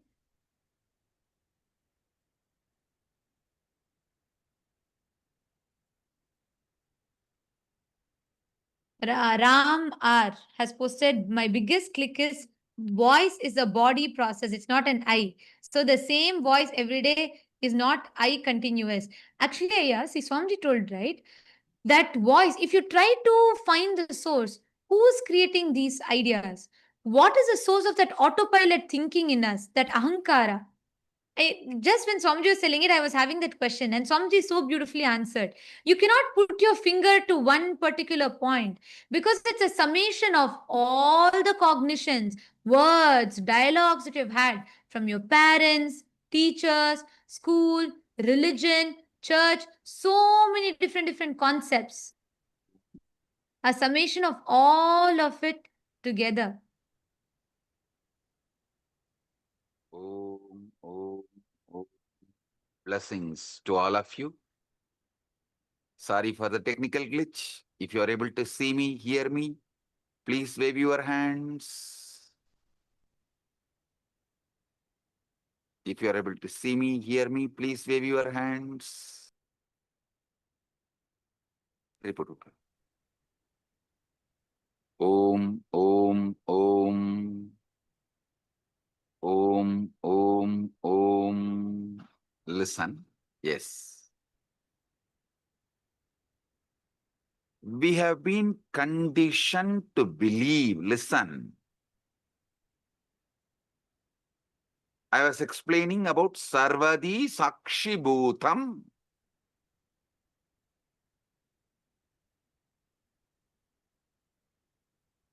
In everything, that pure Sakshi.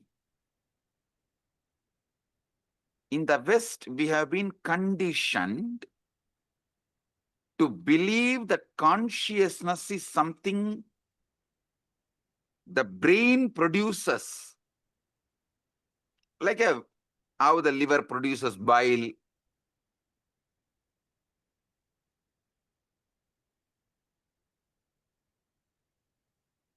As if it is an epiphenomenon, the side effect of neural activity. How many of you understand this is not a complete, perfect, or truthful understanding?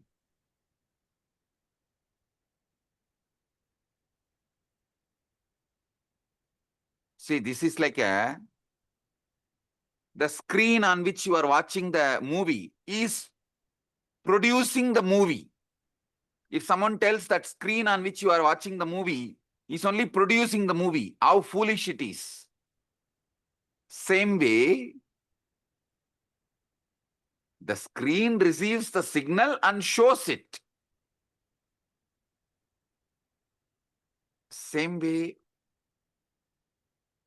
brain receives consciousness, but not producer. So understand, this Sakshi, Sarvadi Sakshi Bhutam, is consciousness that is not produced by brain. Listen.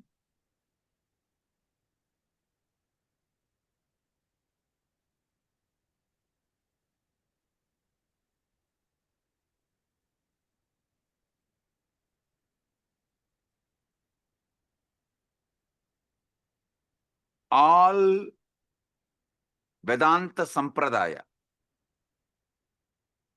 Advaita, Dvaita, Visishtadvaita, Shankara Advaita, all of you should know, the classical Advaita is different from Shankara's Advaita.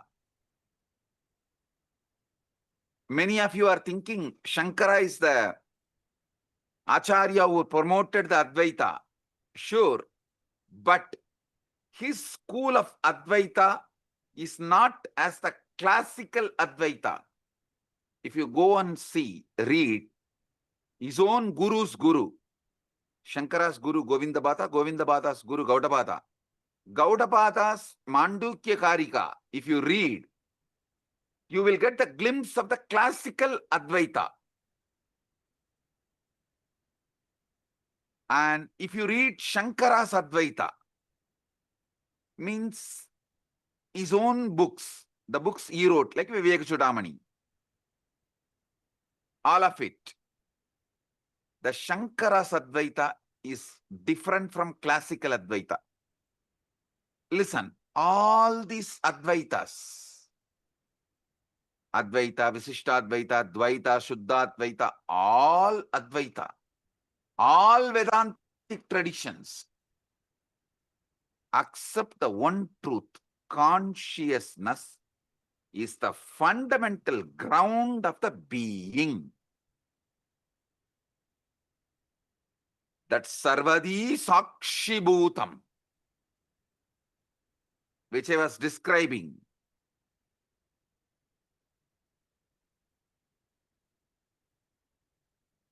is the consciousness which is ground of all being.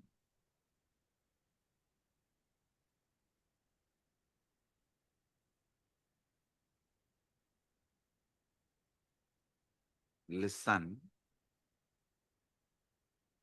if you want health, you need to get involved with your body and do yoga. If you want enlightenment, you need to get involved with your inner space, consciousness, and see what is going on and awaken yourself. What?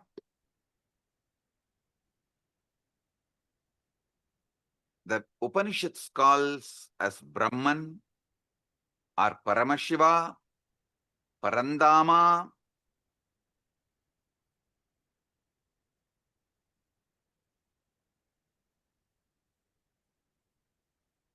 That is that Sarvadi Sakshi Bhutam. When that mirrors in individual being, we call it Atma. Atma is that Sarvadi Sakshi Bhutam in individual.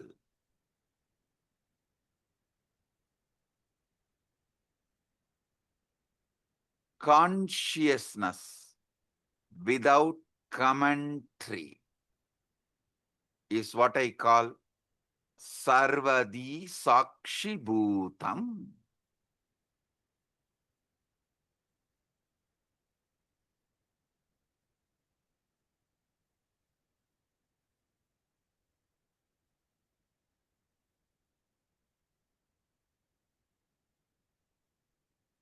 when you are in deep meditation,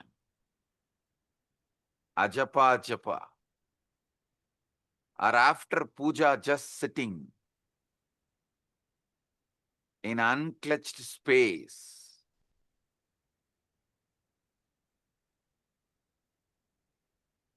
in that pure silence, sarvadi sakshibhutam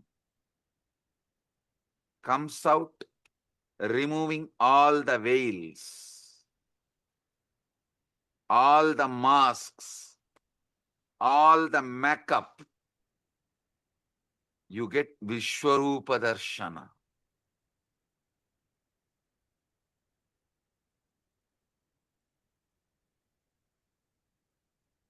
You become vivid, real. The commentary inside you stops.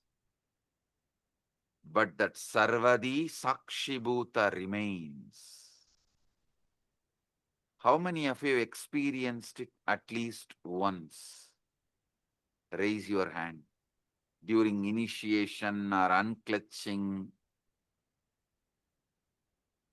That's all. Listen. Listen. The true nature of consciousness might not be the inner voice at all, but the Sarvadi Sakshibhutam, in which these voices come and go. They all come and go.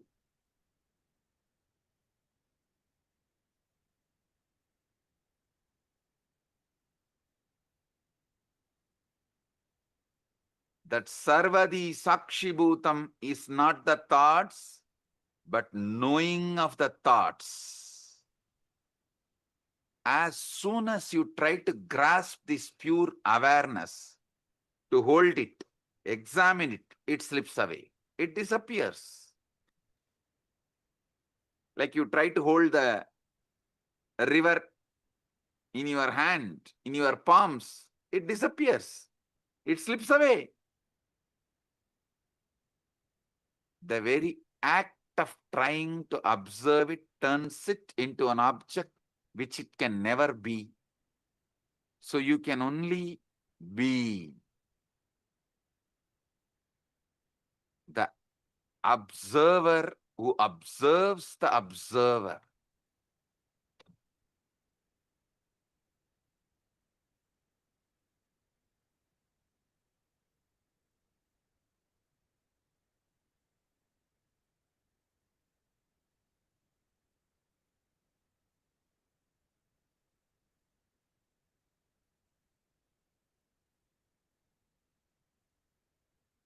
Now, I'll initiate all of you into this Nirvikalpa Samadhi, sudden enlightenment, guaranteed. Sit. If you have Atmalinga, take the Atmalinga and keep it on your Anandagandha. If you don't have Atmalinga, just sit. Close your eyes. See who is thinking, who is listening to thinking, who is observing the thinking and listening, who is observing the observer. Sit.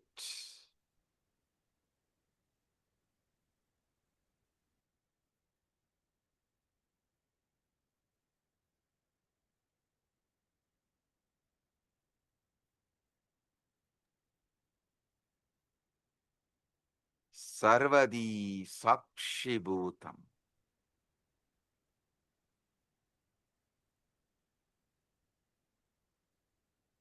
Everyone here experience the pure consciousness. Sakshi. Nirvikalpa samadhi praptiras. Sarvadi sakshibhutam.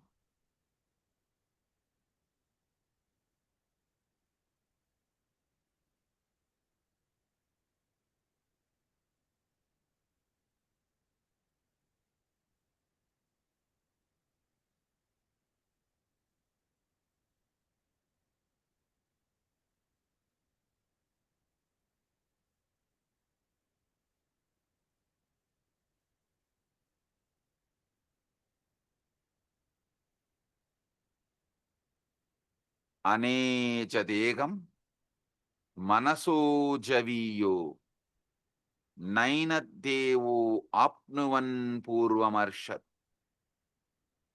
tattavadoda jnanatyeti tishtattasmin nabo madarishvadatat.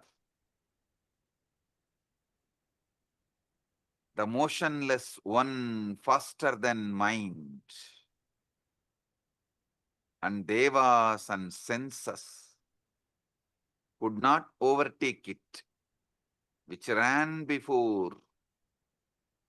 Setting it goes faster than those who run after it, by it all pervading.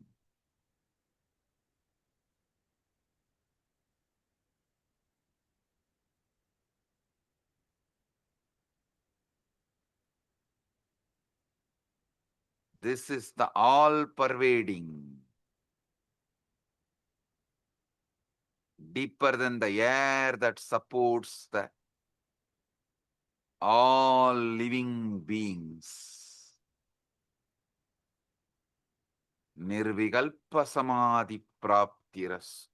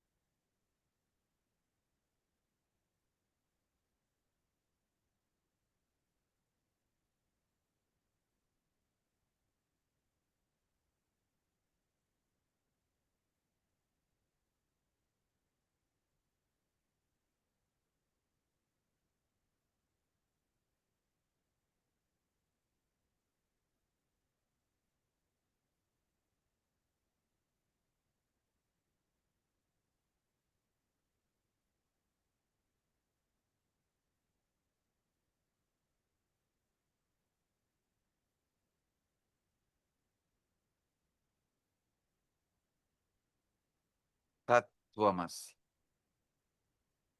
Nirvikalpa samadhi praptiras. Sarvadi sakshibhutam.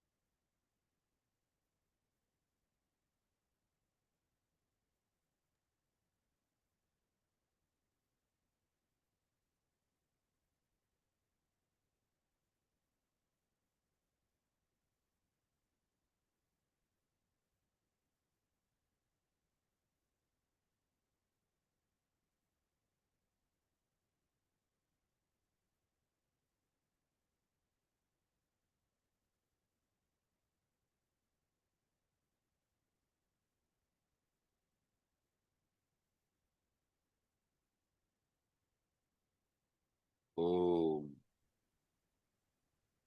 I bless you all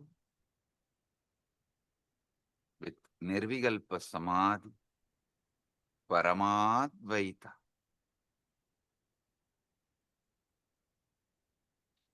I'll continue to expand the deeper truths tomorrow the same time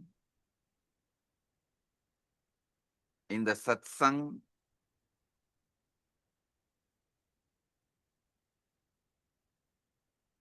Again tomorrow same time, 7 o'clock, 7 p.m. EST.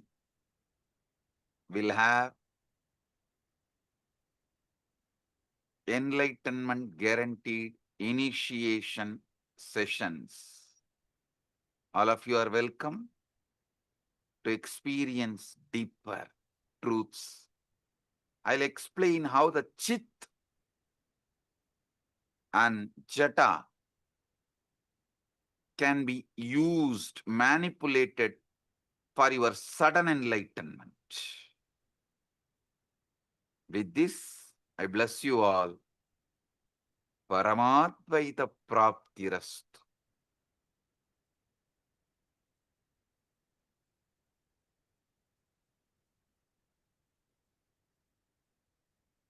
Blessings.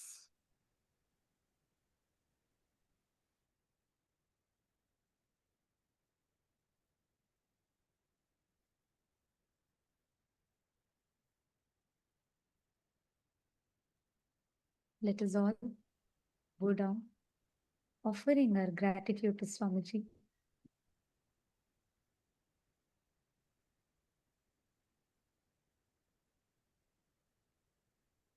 Revealing such profound truths for us to be able to understand our mind, understand our thinking. Actually, even before we all talk anything, can all of you take a moment? How many of you are feeling like that aha moment in you? You're like, oh my God, yes, yes, yes, yes. And for the first time, I was able to understand what this Chit Chata Granthi is so deeply engraved into the inner space, like so powerfully Swamiji has revealed every truth. I see all Chitsapa members waving your hands. Yes. Oh, Vinayaka also has posted. He has posted this is the first time Chit-Chata Granthi hit me and got bolted inside me. So beautifully explained by Swamiji. Absolutely. And Divya has posted, he understood it at an operational level. Yes. Who can understand, like when would we ever be able to cognize how Swamiji so beautifully mapped the Chit Jata and the Chit Jata Granthi, how Swamiji mapped so precisely, enabling us to understand. Like today, I felt Swamiji took our minds out, very neatly laid it out for us, and dissected part by part, and made us see, understand it. Whether when Swamiji told about how the Buddhi, Chitta, and Ahankara functions, ego, like always, our idea of ego is so different. But here, how Swamiji came and precisely pulled it all out and laid it out for us. Come on, can I request everybody in the all the e-citizens room? Can all of you please take a moment and type out? What did you all click with? Can I request every one of you to please type out?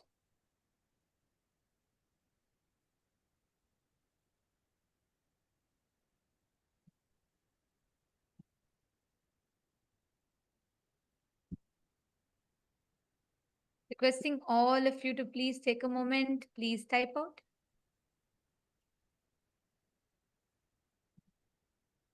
And if you actually have a notebook, you should maintain a notebook where you can write it down. Because when you're feeling this, oh my God, yes, yes, yes, yes moment in you, and when you write it down, it so deeply gets engraved into your system. You don't even need to look at something else to remember it. Like every word of today's satsang is so profound. From the very beginning, how Swamiji revealed about the thinking process in us, what we think, the autopilot mode. We think, we assume responsibility even when our mind, when our thinking happens. The listener and the thinking, both are happening in autopilot mode.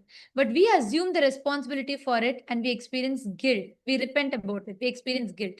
And like Swami said, even that is okay. It's not that it's not right, it's okay.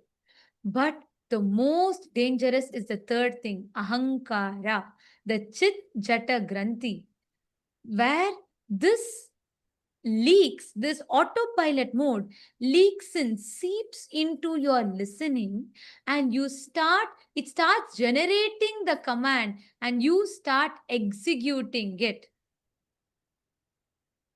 Ma Divyananda has posted, I have earlier attended the Chit Jata Granthi initiation from Swamiji. Today it was next level altogether. So clearly explained by Bhagavan, so deep and understanding. It is so clear now. Absolutely, yes, ma. And the way that's what even Vinayakaya and many others have posted. Because Swamiji has always conducted this Chit Jata Granthi Bhedana initiations and processes, and Swamiji is very deeply revealed it to us. And I also remember in one satsang, Swamiji will say that chit, the consciousness, the closest matter to consciousness, jata, is our DNA. The closest matter to our consciousness is DNA. And Swamiji was telling how that is programmed by the sounds we continuously generate. Today I understood.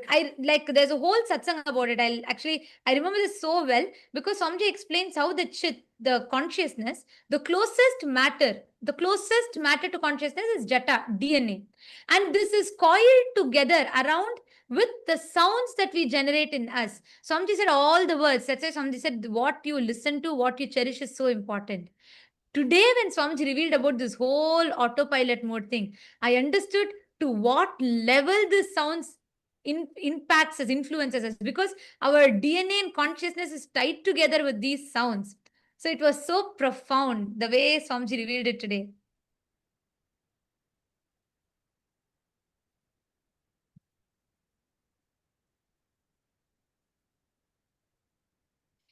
And yes, can I request all the others, even Paramashiva Sena participants, can I request you all to take a moment, write it down?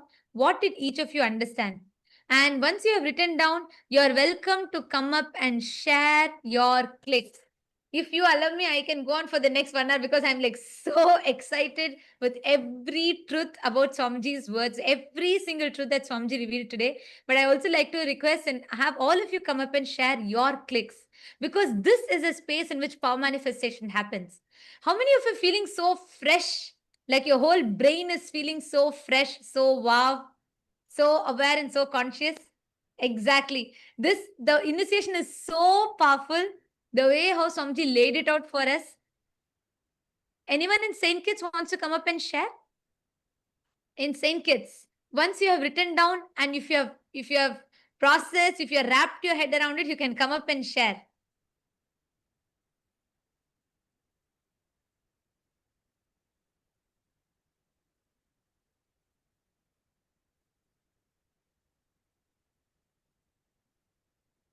Yes, I am seeing so many messages here.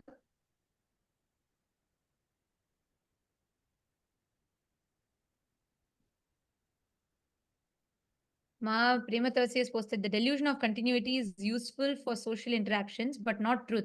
Brain receives consciousness and not produce it. Ajapa Japa makes us observe the observer. Ajapa Japa itself, yes, that's one tool, but Swamiji gave that as an example.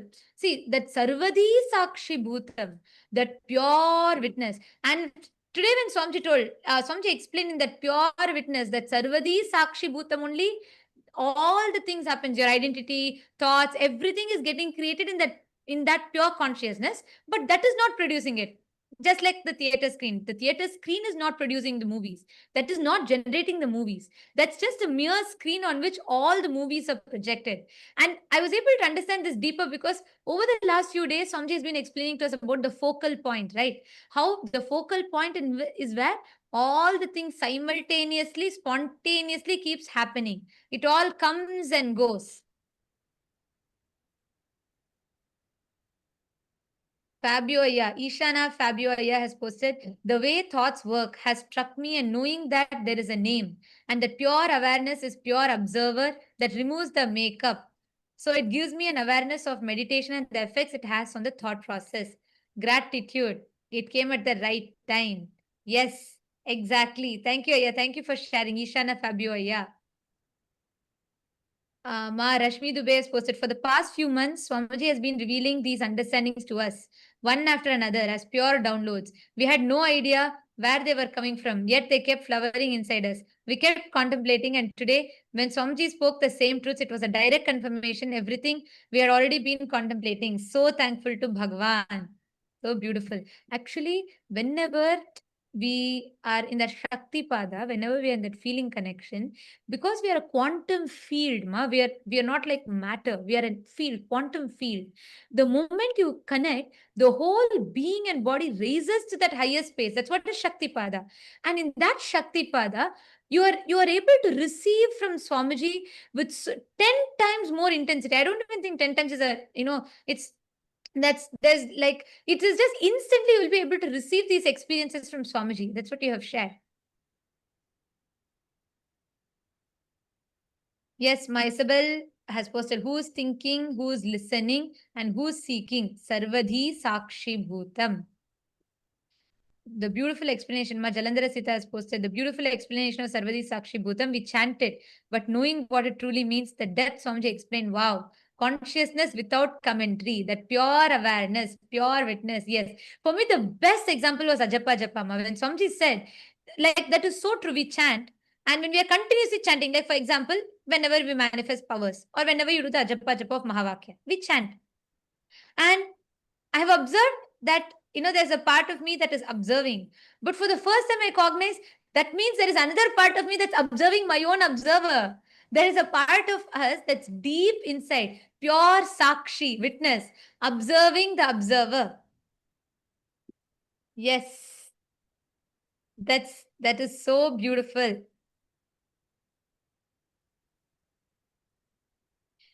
Yes, Nitish, come forward, please. Come forward and share. Like I said, if you allow me to talk, I'll go on talking. There's just so much. I'm so excited with what Swamiji revealed. But please, all of you also come up and share. Go ahead. Nityananda, can you hear me? Yes. Yes, sir. So one thing which Swamiji said was so powerful was the name that we attach gives us the delusion of the illusion of continuity. It generated the click in me that the name is kind of we are attaching this label on ourselves, or it has been attached to us, that label, and that is what is going from moment to moment, Nitish, Nitish, Nitish, Nitish, and that's what's just kind of solidifying that identity. That so it's also like attached to. You can also think of it like the conclusions that we keep forming, the labels that we form on different things in around us, and those labels are what solidify everything as it is. And that gives us the illusion of continuity from moment to moment, and that's what keeps us in the either in the past, holding on to the dead past. So the Nitish 1 minute ago, or even 1 moment ago, is a dead past. So but that Nitish that carries forward in my consciousness, that label is what is giving me the illusion of continuity, and that's why I would stay the same, not grow. That would hold me back. But if if I become aware of that, then that's what lets me grow and actually experience Paramashivatva, eternity, as Swamiji said. And yeah, one as Swamiji said. Exactly. So beautifully said. Because also, like Swamiji said, that the perceived continuity of the name, the illusion of continuity that the name creates, stops us from experiencing the eternity. That was like so powerful for me also, like you said, because temporary continuity that we perceive makes us forget that whole eternity that lies in front of us. And Swamiji told that our body is not the same, our thoughts are not the same, nothing, our emotions are not the same. Even our memories are fabricated. That, like Swamiji said, even our memories are fabricated. Yet, just this name gives us that perceived sense of continuity, which stops us from experiencing eternity. That was profound. Go ahead, please. Yeah, absolutely. And I would also like to share one, like the experience that I've had with this question, which Swamiji, also said, who am I? Have this question, who am I? And, what I experienced was that, I would start observing the thoughts and try to figure out, okay, who is looking at those thoughts? And then I would kind of stop at, okay, this is me. I would be pointing somewhere that this is me. And then for a few moments, of course, I would be satisfied that this is me. I found me. But then I would realize, okay, but there, who is pointing to that I? So that I is the false identity, which, because I stopped there, that's why it became that false identity. But as I kept going back, that, okay, I'm pointing to that, so let me find who is pointing to that identity, that observer. And then again, after a few moments, I would get exhausted and stop there, that this is, okay, this is me, I'm satisfied now. But then, okay, who is looking at that? And keep going back. And I think Swamiji has described this as, you try to grab onto a soap in water, and the soap keeps slipping out of your hand.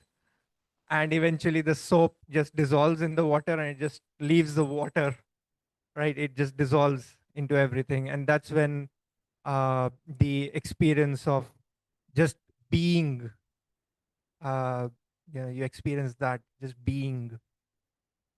So yeah, that resonated very strongly. Swamiji, what Swamiji was explaining today. Exactly. Swamiji was explaining today. Gave a Ishavasya Upanishad verse line, right? In 2015, Swamiji written, consciousness is manaso javiya, swifter than the mind. Like Swamiji told today, the moment you try to put a frame to it, anything you describe about it only becomes an attribute to it because it's already expanded beyond it. How much ever you try to describe it, you try to describe a consciousness, you try to describe saying, this is it, this is that, all of it. By the time your mind grasps it, it's already beyond because it's ever expanding, ever changing. Tadde jati, tanne jati, taddure tadvantike. It is like, it's further than the furthest point, nearer to you than the nearest point in you, yet you cannot grasp it, because if you try to grasp it, even whatever you've grasped is only merely an attribute. It has already grown beyond that. It was like so powerful. And also what you're telling, Aya, when we look back over the last 1 year, Swamiji has been preparing us step by step to receive this truth. Swamiji spoke about this seeking the source of the first person. Who am I? What am I? Why am I? How am I? And then there's a satsang. Swamiji has given a satsang series. Nitishaya, you should listen to it and you will really enjoy it. In 2016, Swamiji gave a satsang series on Kenopanishad. So Swamiji will say, don't ask who am I. You're already assuming there's an I. You already have an assumption about the I. Ask, by whom am I? Kene Shitam. That's why there'll be a verse in that Kenopanishad, which Swamiji will describe, where the verse will say that, like, Yat chakshusha na pashyati, yena chakshu gumshi pashyati. Means, what is the source? Shrotrasya shrotram manaso mano yad vachoha vacha. Means, the life, what makes your ears to be able to listen, what creates the listening. Like that, there's be a whole series of questions. Swamiji so beautifully, step by step guide us into asking that question. And so beautifully, finally, Swamiji will reveal how we are that, Swamiji is talking about that focal point in that satsang. And it's a very, very powerful satsang series. You should watch it, because the thought current that you clicked with, you'll very, very deeper way, you will understand what Swamiji revealed today if you watch that satsangs. That's like a prelude to this. So you should watch it. You'll understand it a lot more deeper and you'll be able to connect with it. Yes, absolutely. Yeah, I'll definitely watch it. Yeah, and one thing more, which was very, you know, it raises goosebumps in me. Today, when Swamiji was when he started the initiation, he used the word. He said many lines, but there was one word: motionless, but faster than light. This paradoxical, this kind of a thing. It just gives you it takes you beyond logic, and trying it kind of connects you to uh, the expansiveness of this state that Swamiji is initiating us into, motionless but faster than light.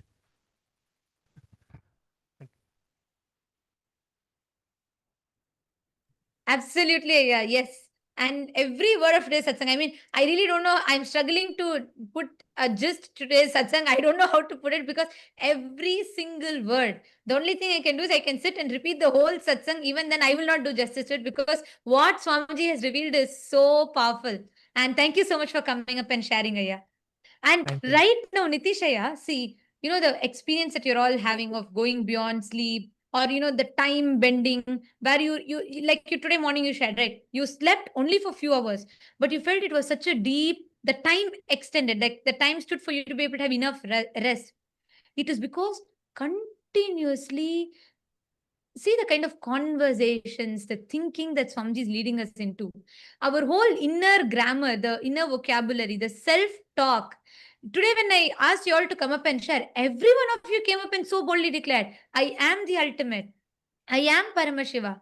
Even for us to be able to make that declaration, that space, that continuous ecosystem Swamiji is giving, this is the most conducive ambience for you to manifest powers.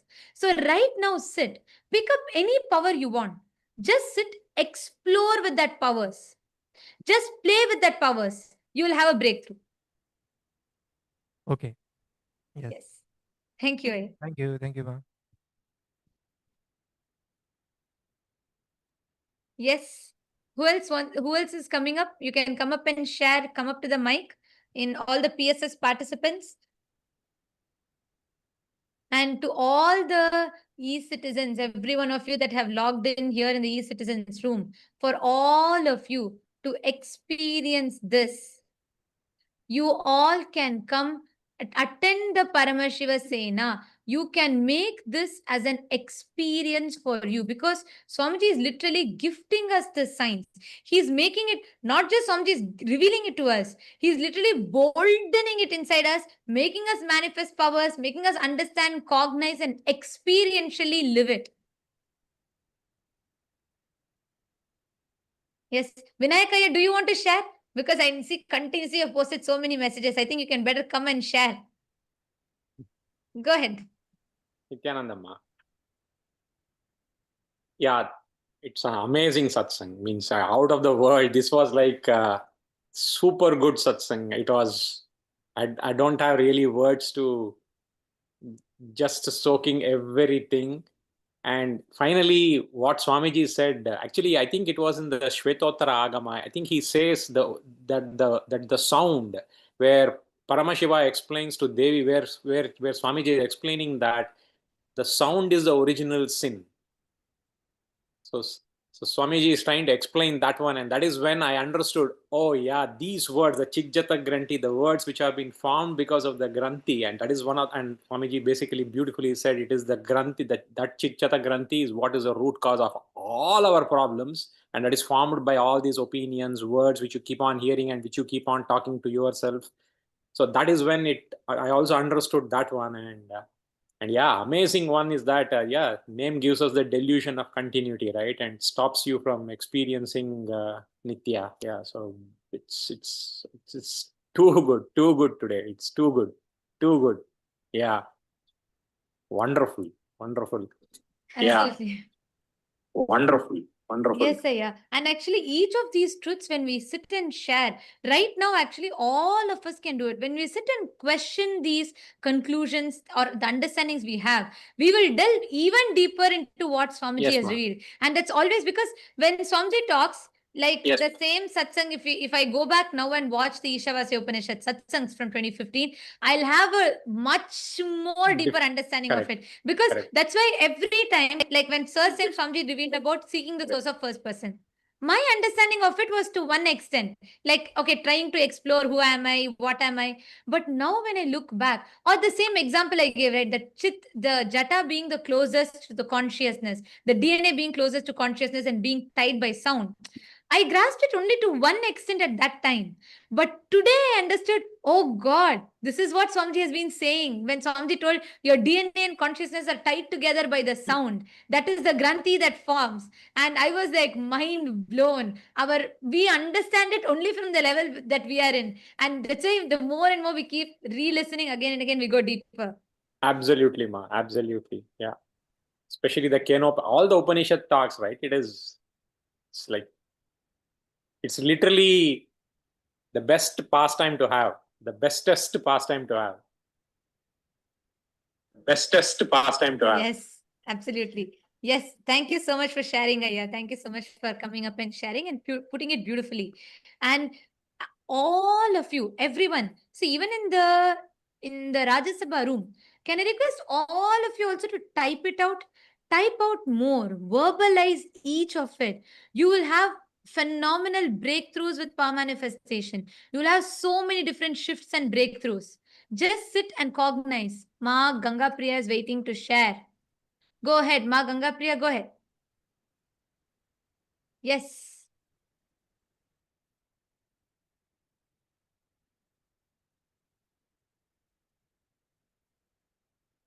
Consciousness, Ma, no audio is coming through.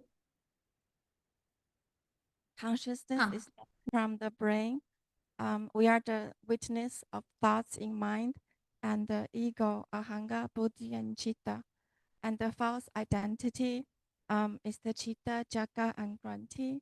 And the process of witness the sarvadi sachiputam is the buddhi, chitta, and the ego, and the witness of the observing. And the witness of the observing. Yes, just one small correction. Swamiji told, see, you said consciousness is from the brain. Swamiji said no. Swamiji said consciousness is not from, it's not like how we understand as a neural activity from the brain. It's not from the brain. It's not from the brain. Yes, if you told, then it's correct. I heard it as you telling consciousness is from the brain. Because Swamiji said consciousness, like a brain just reflects it, like how a projector only projects the movie. Consciousness is not from the brain. It's not like a neural activity that happens in the brain which generates consciousness. That, yes, that's if you're told it's not from the brain, that's correct. Because Swamiji told it's not from the brain specifically.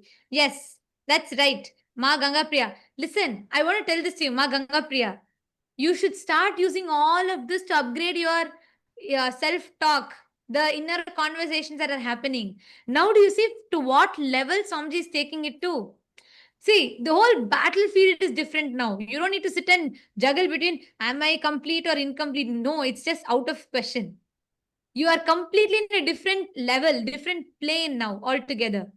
You understand? Yeah. Okay. Thank you for coming up and sharing, Ma Ganga Priya. Yes. Next, who wants to come up? Who else wants to come up? And share your clicks, your powerful cognitions. And as we do it, can I request everybody to please take the Atmalinga without manifesting powers? This satsang, we should grasp, we need to manifest powers to settle this experience and energy in us. Can I request all of you to please take Atmalinga? Just 10 minutes spent. Just 10 minutes. Can I request all of you to pick up Atmalinga in your hand? Please keep the Atmalinga on your palm. Take the Atmalinga, keep your palm flat. Keep the Atmalinga on your palm.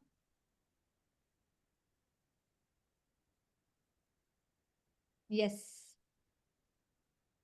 And just, you only need to do one thing. Just sit. Don't try to do you don't need to consciously intervene and try and do something.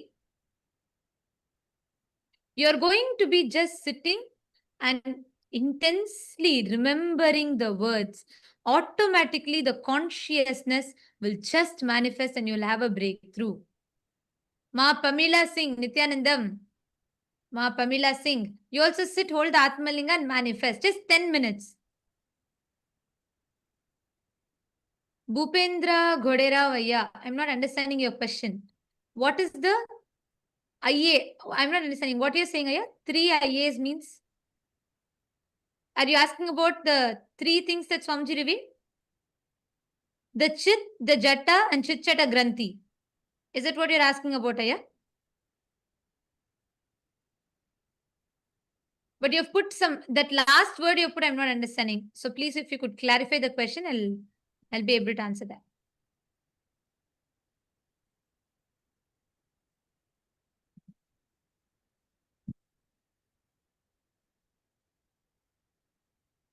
Yes, Ma Shivaika Sarupini, right. Somebody said the Chit Chata Granthi is what our being does, not what our being is. Right. All of you sit. Just remember Swamiji's words in you. Sit. Keep the Atmalinga in your hand. And again and again, let us resonate and become that pure Sarvadi Sakshi Bhutam. Even though there might be a part in you now waiting, expecting you to manifest, expecting you to do something, observe that part. There is another part of you that is observing it. Go a little deeper. There's a part of you, pure witness, Sakshi, observing the observer and the part of you that is manifesting powers, all of it together. Your focal point. Just experience that pure witness. Sarvadi Sakshi Bhutam.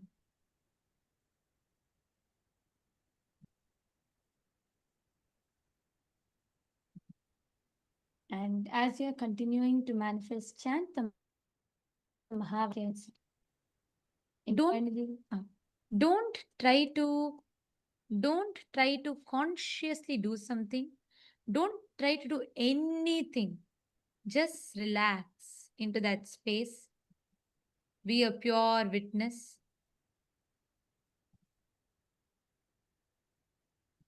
Our manifestation will be a byproduct.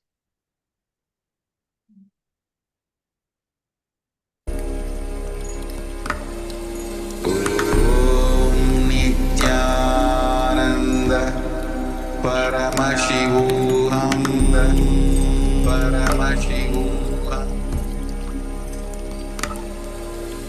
Om Nityananda, Paramashivam, Paramashivam. Om Nityananda, Paramashivam. Paramashivam. Om Nityananda Paramashivam.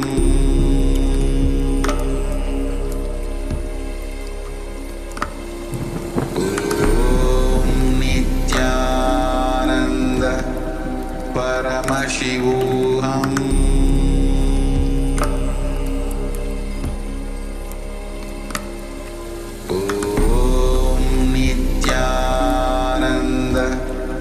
Paramashivam. Paramashivam.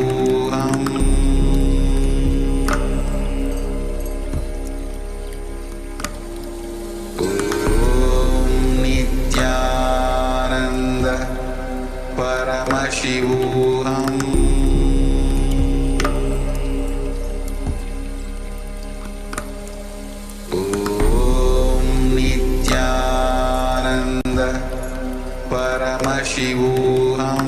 Om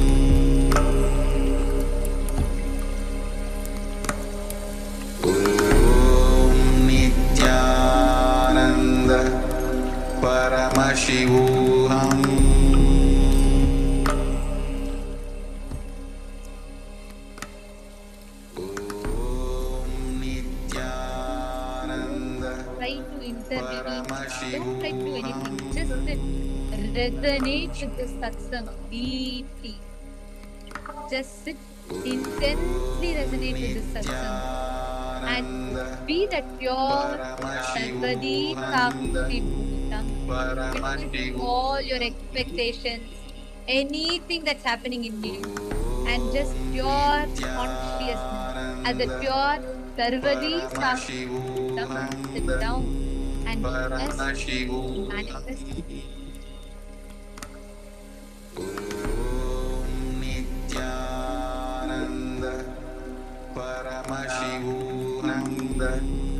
Paramashivam.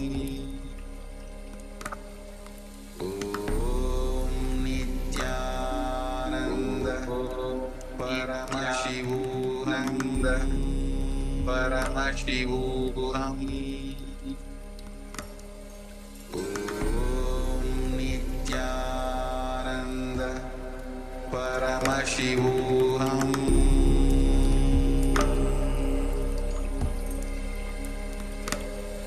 Om Nityananda Paramashivam. Om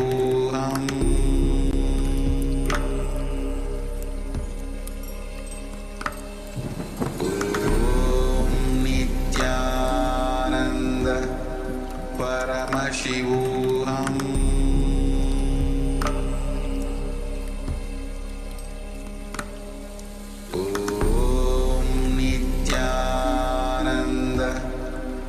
Paramashivam. Paramashivam. Om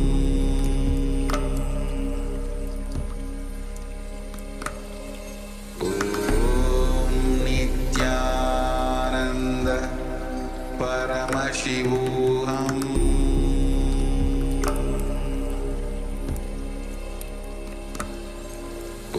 Om Nityananda Paramashivam. Paramashivam.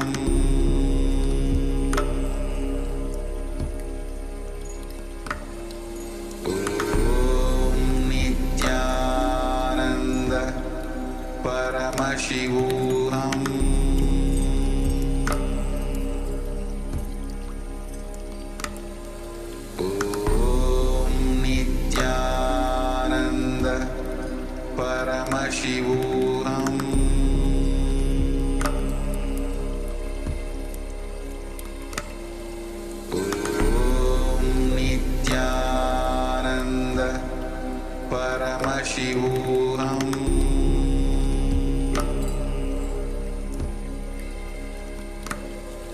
Om Nityananda Paramashivam.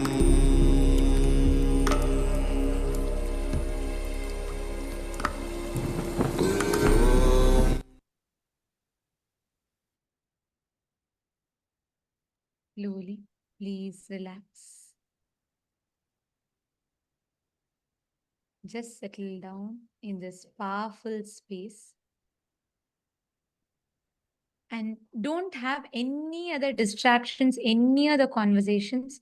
Just when you go back, continue to think deeply because tomorrow we're going to go deeper into these truths.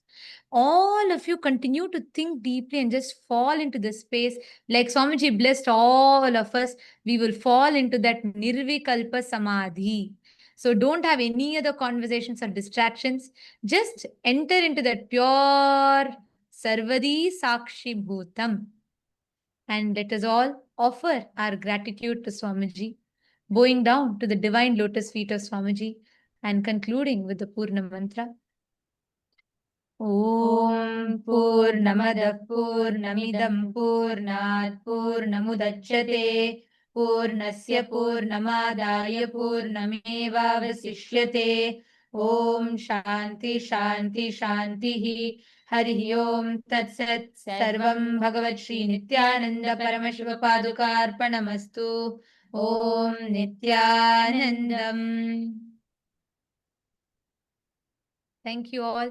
And to all the e-citizens, every one of you that joined us on YouTube, Facebook, you all can stay tuned. We will be notifying for all of you regarding tomorrow's satsang. 7 p.m. Eastern Standard Time will be the satsang. We invite all of you to join back. We thank all of you for joining with us today. Nityanandam.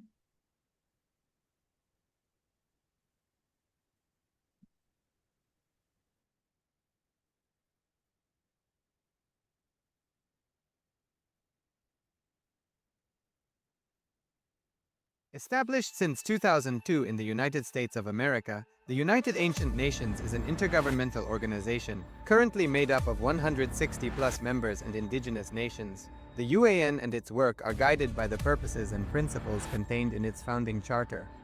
The UAN is a manifestation of the profound connection amongst indigenous peoples across the world, including African, Andean, American, European, Caribbean, Oceanic, and Asian regions, rooted in shared wisdom, sustainable practices, and deep reverence for the earth. The United Ancient Nations serves as an international cultural and diplomatic organization focused on uniting indigenous cultures globally. Our governance structure is council-based without territorial claims, led by a collective leadership through our General Secretariat.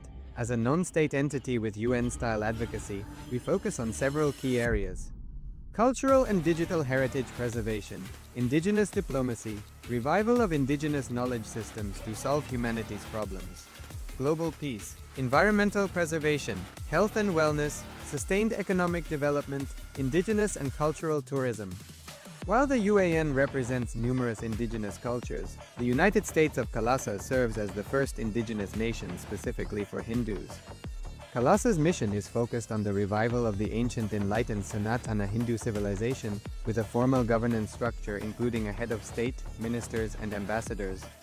Under the leadership of SPH, Supreme Pontiff of Hinduism, Bhagavan Paramashivam, Kailasa has achieved recognition as a sovereign subject of international law, possessing distinctive attributes of juridical statehood. The United States of Kailasa is the main sponsor of the proposed UAN headquarters. This initiative would bring forth an estimated $100 million in revenue for the host country through summits, conferences, tourism, and development projects. The proposed UAN headquarters would represent the world's indigenous nations and peoples through its architectural design. It would blend the best of all worlds, featuring top modern architecture, the highest green building standards, and ancient Vastu architectural principles. This headquarters would serve as a central hub for indigenous diplomacy, cultural preservation, and collaborative efforts towards sustainable development and global peace. Through this initiative, we aim to create a dignified platform for indigenous leadership rooted in ancestral wisdom, cultural legitimacy, and collaborative innovation, enhancing global dialogue and regional stability. The establishment of the UAN headquarters would position a host country at the forefront of a global movement promoting indigenous wisdom while creating significant economic opportunities for the nation and its people.